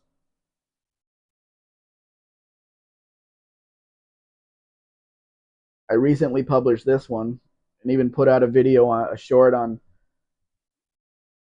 YouTube, and it got like 300 views. People just don't like the Volkswagens I put out. Doesn't matter if it's this or a Beetle or a Combi or Brasilia. They just don't like them. I'm putting them out there just to show, you never know. It's like fishing. You never know. It says circle light cars are all old cars. We call them that because they have circle headlights. Oh, the round headlights. Yeah. Okay. Never heard anybody call it a circle before. They're round headlights or square headlights, even though some of them were rectangulars. But I'd rather have old cars myself. They're a lot easier to work on. Chris says, I like the V dubs. It's not in a position to buy one right now. Would you buy one if I put a Fiat emblem on it? Okay. That's all right. They'll be here when you're ready, Chris. Firefly says the worst paint scheme I ever saw was bright red and yellow interior, like freaking McDonald's bench seats. I told the guy he needed to pickle pillow inside. He needed pickle pillow inside of it to finish it. Call yourself meat. So he would be the meat, and then he would have pickles and the ketchup and the mustard. I did a tour of the Van Nuys plant that made the Camaros and Firebirds in 1986 with my Pontiac club, and the guy giving the tour was telling us that before they made the Pontiacs and Firebirds, they made full-size Pontiac wagons there, and this guy ordered from his dealer. I'm trying to get this right. It was a 3-tone car. It was green and red on the bottom with a yellow roof, and then green interior. And the dealership made him put like a 50% deposit or a 75% deposit on the car, because nobody, if he didn't buy the car, nobody would ever buy that car because of those colors. And the guy who giving us a tour says, I remember us building that car, and we could not believe somebody would order a car with those 3 colors on it. But yeah, that came out of the factory. Uno says that didn't happen. You don't know. PJ Cali says, I'll buy any brand of car as long as it's a Chrysler, Dodge, or a Plymouth. Of course, Steve is here. There are no Chrysler, Dodge, or Plymouths anymore. Hello, Steve. Coco says, buenas, mi amigo, mi amiga. Well, I put my pictures in for my collector plate, so I'll have to wait a month and find out whether it works for the 85 Mustang. You have to apply for it? What are the rules? Firefly says, yikes, that's an ugly wagon. Yeah, that's why the guy had to buy it. He was locked into buying it after he put so much down, because they figured, okay, the guy puts 75% down or 50% down. If he doesn't buy it, we can sell it for half price. Get somebody on it, or maybe repaint it or something. But yeah, the people at the at the factory, what the hell are we building this for? Just picture that thing. It was like a 74, 75 Pontiac wagon rolling out of the factory in those 3 colors. Jeez. Firefly says, insanity tax.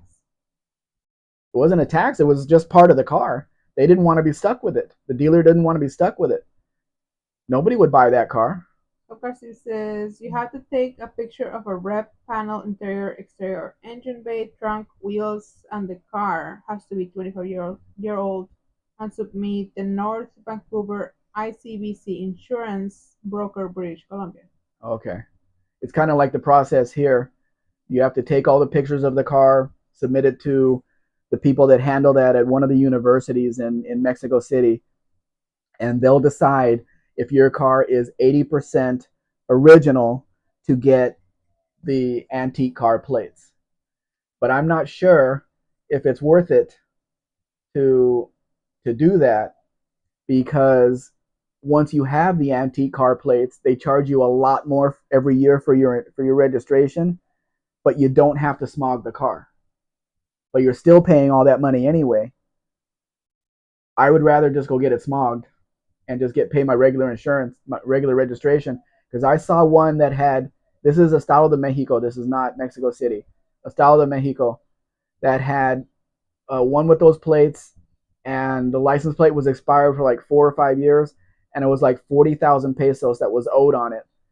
If it was a regular license plate, it would have been a fraction of that, but because it was the antique plate, they wanted like 40, 50,000 pesos or whatever because it was that expired like 10,000 pesos a year. Absolutely crazy. Kokasi says, a very panel, not repeated panels. Yeah. Pamphlet says, that's my nickname for such things, insanity tax. There's even an asshole tax when I work on BMW. Pamphlet says, that tax when my daughter is eating too slowly. Women don't eat slowly.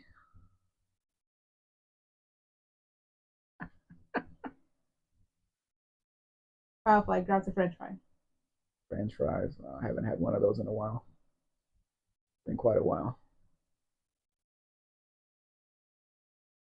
We don't have any way to make any French fries in the house anymore. We got rid of the oil in the pan. And we had a fryer, but they don't last long. So I haven't been eating any fried anything for a long time, which probably helps. You're an air fryer. I don't know how that would come out. They don't come out exactly the same, mind you, but it's better than the oven. Mm-hmm. Chris says air fryers make great French fries. See? Well, we would have to throw the coffee maker away and put the air fryer I there. could put it away. I don't have to throw it away. Papa says got rid of the fry daddy on no. Oh no. No, the thing just keeps failing. We went through two fryers. They're just oily and messy, and they stop working. So then we just put oil in a pan, and we cook the things in there, and then it's not good. So we just stopped. I don't need French fries. I eat cottage cheese now in place of that. Supposedly it's healthy. We're using the oven more often now. Yeah. Supposedly it's healthy cottage cheese, but I don't know. The only reason I know it's healthy is because when you buy a healthy meal at one of the restaurants, it comes with lettuce and cottage cheese on the plate. Ocasio says my insurance will be about 44,000 pesos a year versus 170,000 pesos per year. Well, that's good. Much better. Says, Still really high. Says, what about the 88 to 91 Cheyennes? Have they asked you for those? I have not had anybody ask me for one. It might be because of the price on them here. When for a nice one, you're going to be spending a lot of money, but you'd have to get, and most of the from 80, I think 89 and a half is when they changed to the U.S. style bed. So you only had the 89 and a half, 90 and 91. It wouldn't be 88 to 91. It would be 89 to 91. The 88 had the old style grill on it, um, just like in the U.S. But well, no, they didn't have the 88s. The 87 was the last year. Yeah, the bed was different up until 89 and a half, and then it went to the U.S. bed. And I'm not sure that the Mexican bed is very popular over there, considering how square it is and the way the tailgate opens and stuff. Fireplaces. I picked up a microwave oven and air fry combo unit. Safe space, made by Panasonic. Oh, really? So it does everything. Fireplaces. I haven't followed through with the bread machine since I have a small kitchen. I really want a bread machine. I pay a lot for my bread. Mind you, I don't have a way to get flour right now. Mm-hmm. I mean, I could, but it wouldn't be that cheap. Nito says, "Dude, you're amazing. You know a lot. You went up a notch in my book." Thank you. I've been studying these vehicles. I've been working my business for years now and studying everything about them because when people have questions, I have to have the answers. And of course, you know that those Chevy trucks all came with 350 engines under the hood if they were the 2500s. The customs in the Cheyenne, the custom came with the inline six. And I don't know if you know this, but the OBS trucks in Mexico, which were from 92 to 98, also came with an inline six. They didn't use a V6 here. I was at a mechanics one time, mechanic shop, and the hood was open, and there was an inline six in like a 95 Chevy truck. And I asked the mechanic, "What's that doing in there?" He says, "That's the engine that came from the factory here." I said, "Really? They used an inline six and not the V6 here?" I said, "Yep. It was the same engine that they used all through the years. They just the truck changed and they just threw it in the new truck. You know, they don't change anything here." So it was really interesting to see an inline six. I didn't even know an inline six would fit in those trucks because I worked at a Chevy dealer in California when those trucks first stepped on the lot, the 1988 trucks in March of '87, and I knew those trucks inside and out, the engines, the drivetrains, all the problems they had when they came on the lot, everything. And they were all V6s, the 4.3 V6 or the V8 engines. None of them had an inline six, so it just shocked me that I saw one in there. Chris says, "I'd rather have an i6 than a V6. Easier to work with, in my opinion." Yeah, For one but car. the 4.3 V6 is a 350 without two cylinders, so you can't get any more dependable than that. I've had V6s over my car history, and every one of them is giving me problem. If it didn't smoke, it had a rod knock. I don't know how many miles they had on them, but that's how I ended up getting them.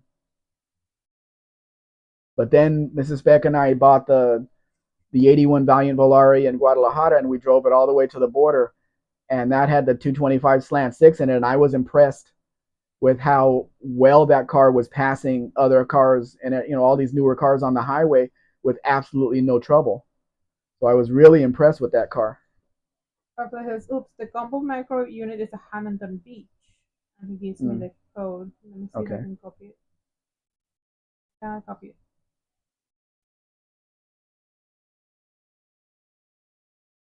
Can I copy it? that looks more like a serial number more than a model number.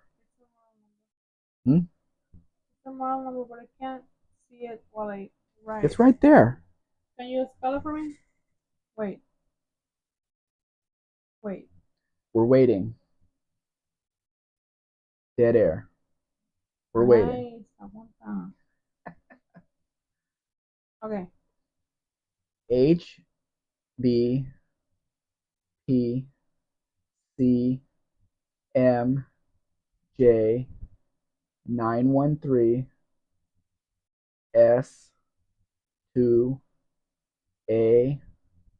HBP913S2AW10. He says, "I like it. It's handy. Says model number." Well, that's a weird model number to have all those. It's like a VIN. It's more like a VIN. Gray Bullet. That's the last good car the Volkswagen ever built.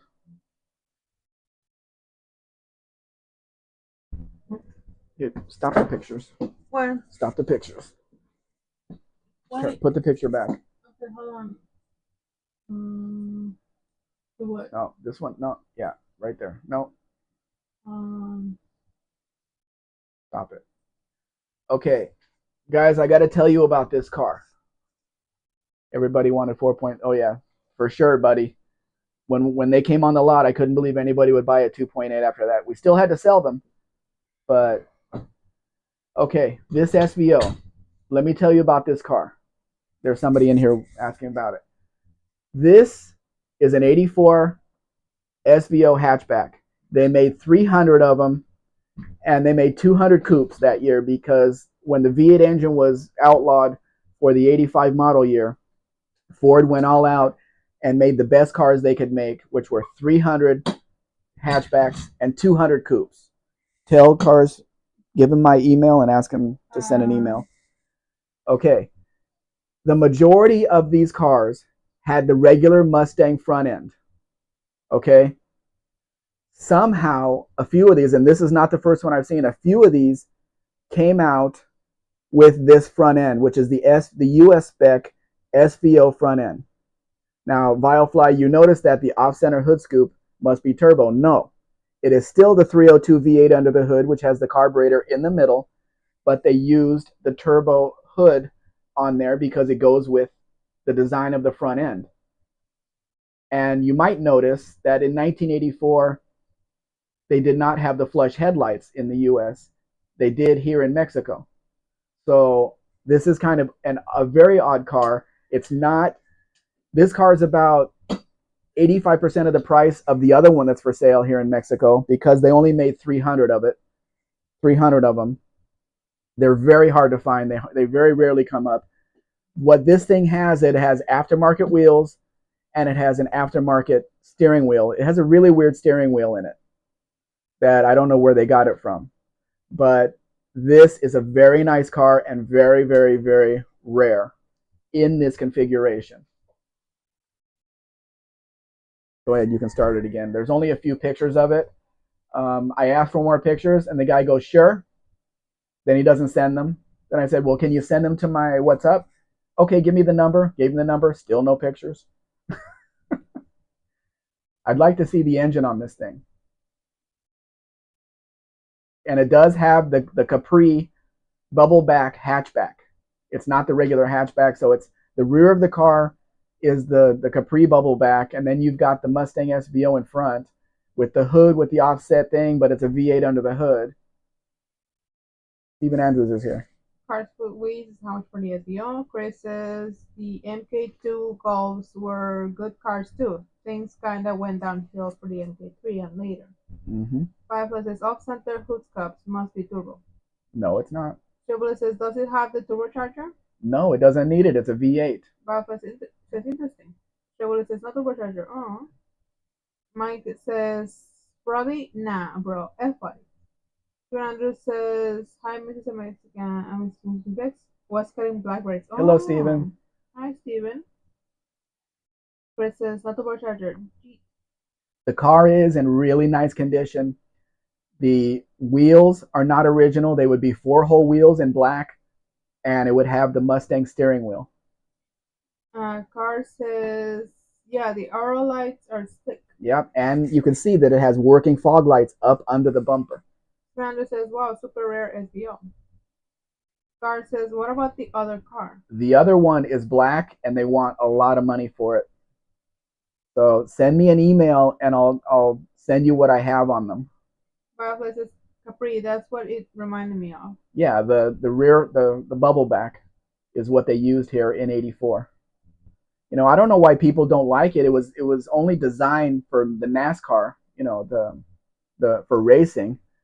And then they put it on the regular cars. I don't know why people don't like it so much. It's easy to change it back. You put the regular hatch on it, you put the tail lights in there, and it's done. But that hatch, I don't know if you could see it, but it did say SVO on the tailgate.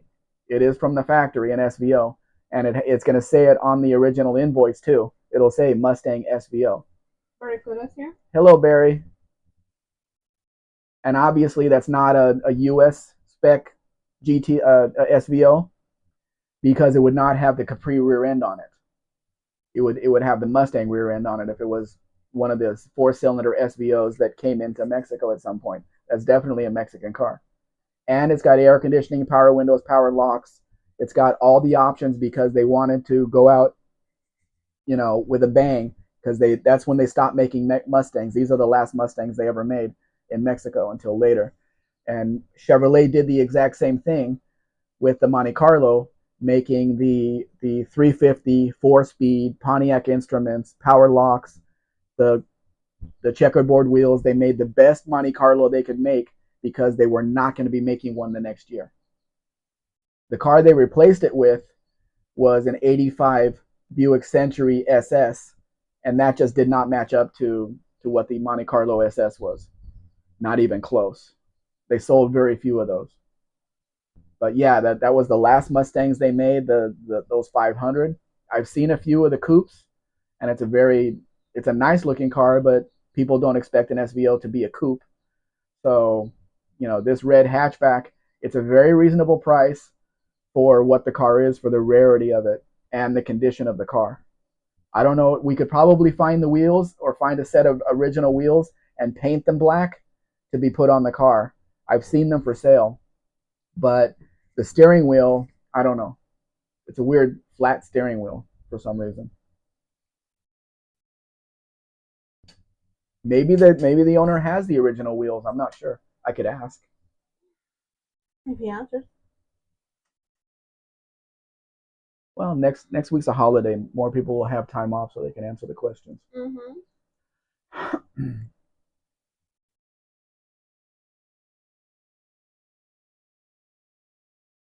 I think I talked to the guy on this van too, and I asked him because all that wood has to be heavy, right? He says that's not wood.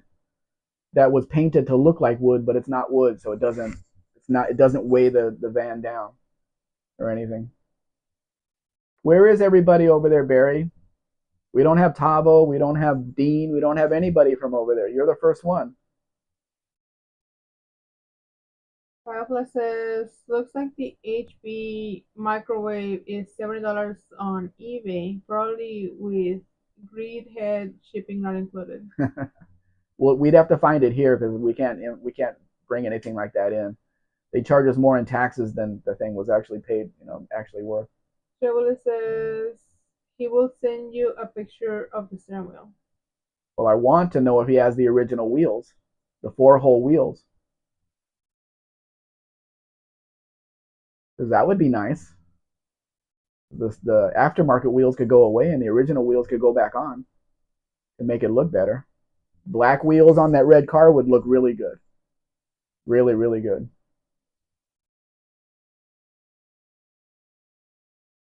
Firefly says, oh, painted wood grain. Painted wood grain. Good idea. It looks like wood to me, but he says it's not. In the back and the headliner and everything and the floor. But that's not a was that a liquid cooled van? It might have been a liquid cooled van, which could handle the weight.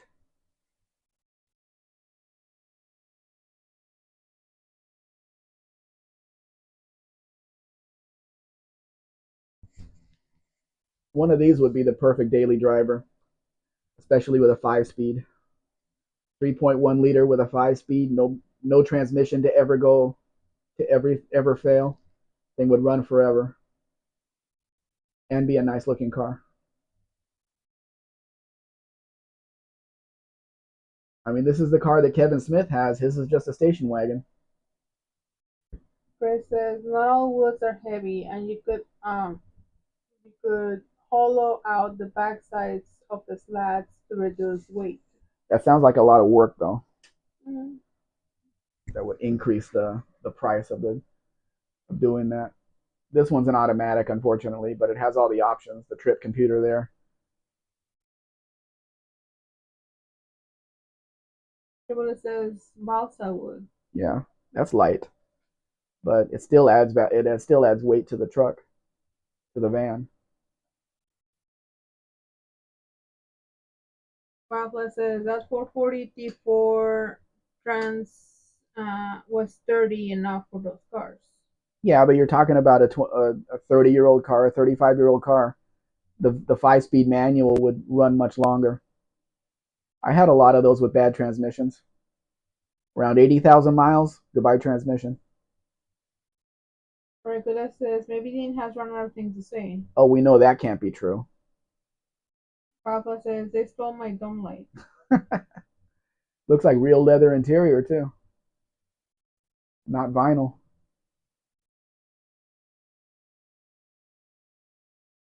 I can imagine driving cross country in one of these, just as smooth as can be.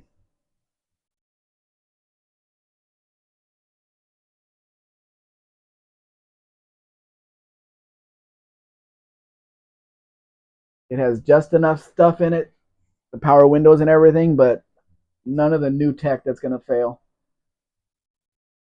I don't know how people drive those new cars that the car won't let you change lanes. If you get near the line, it'll steer you back into the middle. Ugh, I couldn't drive something like that. Chevrolet says Dean is probably concerned about his tailgate. I wonder if they sell Preparation H over there. Maybe that'll take care of it. They stopped selling it here for a while. It was something about, I don't know, they discontinued it here in Mexico for a while, but I think it's back. What? Huh? We're almost done.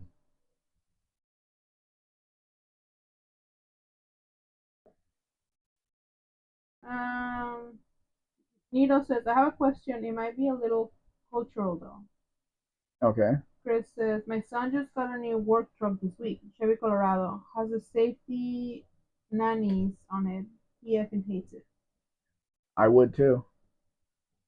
Nito, where about do you live in California?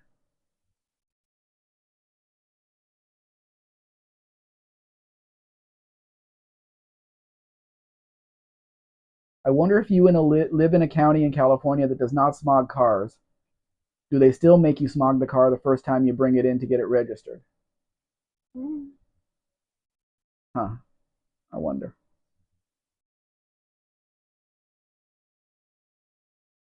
Because when I lived there in California, I read through all the paperwork and everything, and for every rule they had, there was a way to get around it, and that's what I did. Pablo says, I've seen those transmissions go till 180k, then more so after a build. Now the Ford DCT in dual clutch trans is a horror show of a trans. Roboticized manual transmission disguised as an automatic. Oh, I don't know why they do that. Trouble says Mrs. Spec is giving Mr. Spec the wrap it up signal. Yeah, she says she's tired, but we're almost done here. There's only about 50 pictures more to go.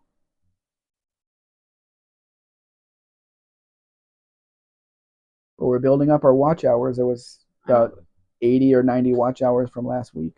I went to sleep at like 7:30 Why? because I couldn't sleep. I haven't been taking my pills. So I kept waking up You during. know you need to be awake for this at 2 o'clock. I know, but that doesn't mean that I can sleep. Striggle says they do indeed make you get the vehicle tested when it first comes into the county. But if there's no smog tests in that county, how do you get a smog check if there's no smog stations?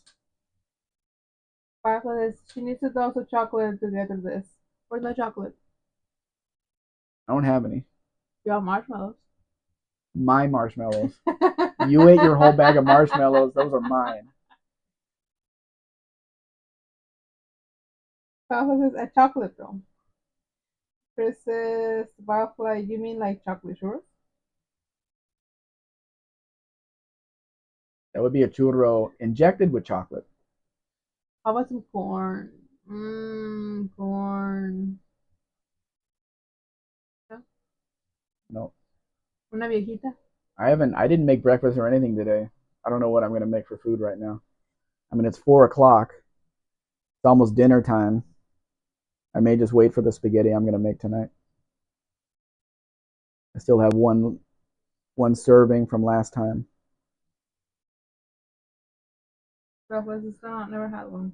Or They're pretty good. maybe just have my frozen Coke and a bag of chips and then do the If you do the like spaghetti when Buff's Live is on. if you like donuts, you like churros.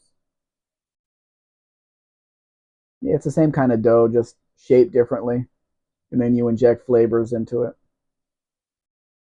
It's a little bit crunchier, but yes.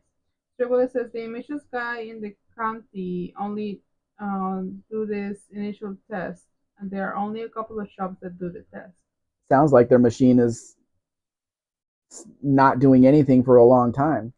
Because how many times does somebody bring a vehicle into the county? The first time. It doesn't sound like it's worthy of hundreds of $1,000s worth of machines. Firefly says my staple is Sharo whole chocolate milk. Chris says I'll be enjoying a delicious pizza in about an hour. Mm. Pizza. Nilo says, why do people that do reviews on Cheyennes call it Cheyenne when with the silent? In in reality, the regular Mexican civilians pronounce it how it is Cheyenne with the E at the end. Cheyenne. Well, that's because of the rules in Spanish. You have to pronounce every letter, but in English you don't. The Mm-hmm. E is silent at the end of Cheyenne in English, but in Spanish the E's there, so you have to pronounce it Cheyenne. It's the same thing when I am thinking in English, I say Mexico, and when I'm thinking in Spanish, I say Mexico, and the guys make fun of me. But it's the same thing. If I'm thinking in English, I say Cheyenne, and if I'm thinking in Spanish, I say Cheyenne. It's the same thing. ¿Y It's la just Cheyenne pa? la Cheyenne. No, puede Carfano say eating jelly beans. Nito, have Um, you seen the commercials from Mexico where of course he the has. he's from California, No, he's where not. the father's looking out over the land and he's telling his young son, "One day this will be all yours," and he says, "Y la Cheyenne pa?" And the truck, and the father's like, "No, He doesn't say that. no," but that's the look. Yeah. My truck? No, no, no, no. You can have the land. You can't touch my truck. Bill Firefly says, my wife is a pizza nut. I am also burned out on pizza. Unless it's a pizza pie deep dish pizza. Chris says, Firefly's son works part time at a small Italian family pizza shop. They make amazing specialty pizzas. Mm. Steven Andrews says, France Aussie. Nito says, yes, I get it, but I'm talking about the other way around. Hmm? The other way around. Firefly says, specialty pizza is always pretty good. People in Mexico are saying it's Cheyenne. Or are you talking about people on like YouTube and stuff?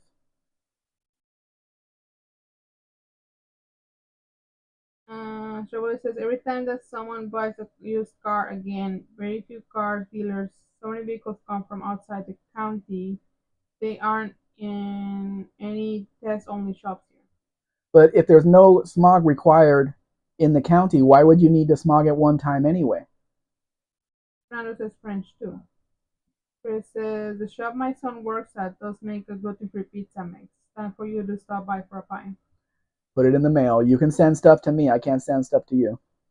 Mira, estoy diciendo que últimamente cuando hacen reseñas de las camionetas hoy en día están silenciando la E, antes no. Sí, porque se están americanizando muchas cosas últimamente. Se están burlando mucho de la gente porque dicen palabras en inglés y no las dicen correctamente, entre comillas, o sea, no las pronuncian como debe de ser en inglés, se supone. Eh, pero pues sí, Or por eso. maybe he's gotten some. Maybe that YouTuber has gotten some comments saying, "Why are you saying it like that?" Sí, por eso. Oh, you have a pizza connection, expect. It is too far away from here, though. By the time the pizza gets here, it's not going to be edible. Y los es que era lo que cambió. ¿Será que fue influenciado en redes sociales? Pues es algo que ya ha pasado mucho y de hecho empezó en España, porque en España es una, entre comillas, broma de que los españoles no pronuncian bien las palabras en inglés. Es como, no sé por qué, pero nunca las han pronunciado bien. Las pronuncian a como ellos quieren. Y de ahí empezó, los mexicanos empezaron a intentar pronunciarlas mejor, o los latinoamericanos más que nada. Y sí, pero sí, las palabras en inglés empezaron a impresionar mejor por lo mismo. Pero sí es una americanizada que están haciendo, intentando mencionar las palabras en inglés mejor. Strawberry says because it's California, Mexican, the communists aren't real big on things making sense. Rafa says just have to freeze it and ship the pizza then. Yeah, but when you ship something to me, it takes 30 to 60 days to get here by mail. So I don't think that's an option. Dry freeze it? I wouldn't want to eat it after that. Bueno, mitos es similar como Google. Ya veo que los mexicanos le llamamos Google, Google, no Google, como ya le dicen, como muchos le They dicen. pronounce every letter. Yeah. They don't care how anybody else does it. Sí, es que sí tiene que ver con la cultura más que nada. Si te molesta la americanizada, o sea, si te molestan las palabras en inglés, lo vas a pronunciar como te dé tu regalada gana, nada más para darle la contraria. Sí, básicamente.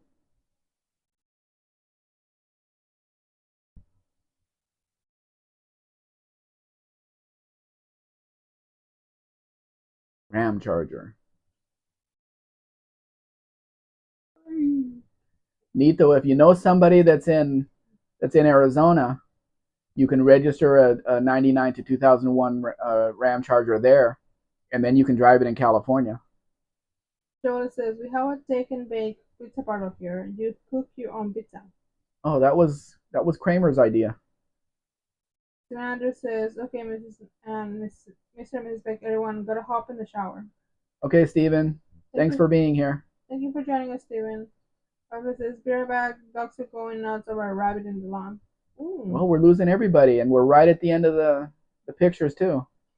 Triple says, I just let them cook it Yeah, through. Cook it though. yeah. Sorry. It says, it used to be like that. Now people are trying to say things correctly to the point that it sounds even worse. Well, we know what it is, however they pronounce it. We know what it's supposed to be. But did you notice that in Mexico, the Cheyenne is the top of the line and Silverado is the bottom of the line? And it's reversed in the US. Silverado was always the top of the line truck that you could get for Chevrolet. Cheyenne was the work truck. Mexico reversed it because they didn't want the trucks in Mexico to be exactly like the trucks in the US. Same with the Mustang, same with the Dusters. They didn't want the cars to be exactly like the US counterparts. So they mixed and matched parts and names and everything else to make it look to make the cars visually different.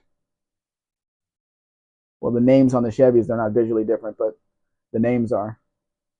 You buy a Silverado here, it's a work truck. Dennis says, well said, lady. You explained us very well about the cultures and being contrarian. See? Okay, well, we're back at the 2000 Beetle now, so since Mrs. Spec is really tired and she wants to go back to sleep, have a nap, we're going to end it here. Thank you very much for being here, Nito. We appreciate you. And let me know if you want one of these here. I only take them to the Arizona border, though, at Nogales. I don't take them over to Tijuana. I will not go to Tijuana for anything. You can't pay me to go there. Can't pay me as money to go there. Chris says, okay, folks, nice chatting with you all. So I want to see you later. We'll see you, some of you, on Bus Live tonight, and hopefully they'll have dinner waiting for us there. That'll be good. Thank you guys for being here. Thank you, Chris. Thank you, Triple, Nito, Firefly, wherever you are with your dogs. And Barracuda, Barracuda. Jay didn't say bye, but he was around here somewhere. yeah, I think he's probably busy in the shop doing his own live. Nito says, yes, I'm familiar with the trucks. That's why I'm amazed that you know a lot. I haven't met anybody that knows nearly as much as me. I've been studying them for years. Barracuda says, there's a pizza shop in my town called Black Panthers Pizza. I don't know where they get a reliable supply of Black Panthers. I'm sure they go to the movie studio that made the movie. I'm sure they know where to get them. Nito says, that was the crazy part. Yeah. Okay, guys, thank you for Okay. joining us. Thank you guys. We'll see you. Some of you tomorrow will be on at 8:15 Pacific time, doing another live with these same pictures, but it's usually a different conversation. 8:15 p.m. Yes, PM. Yes, nighttime. Goodbye, everybody. Thank you guys. Bye bye.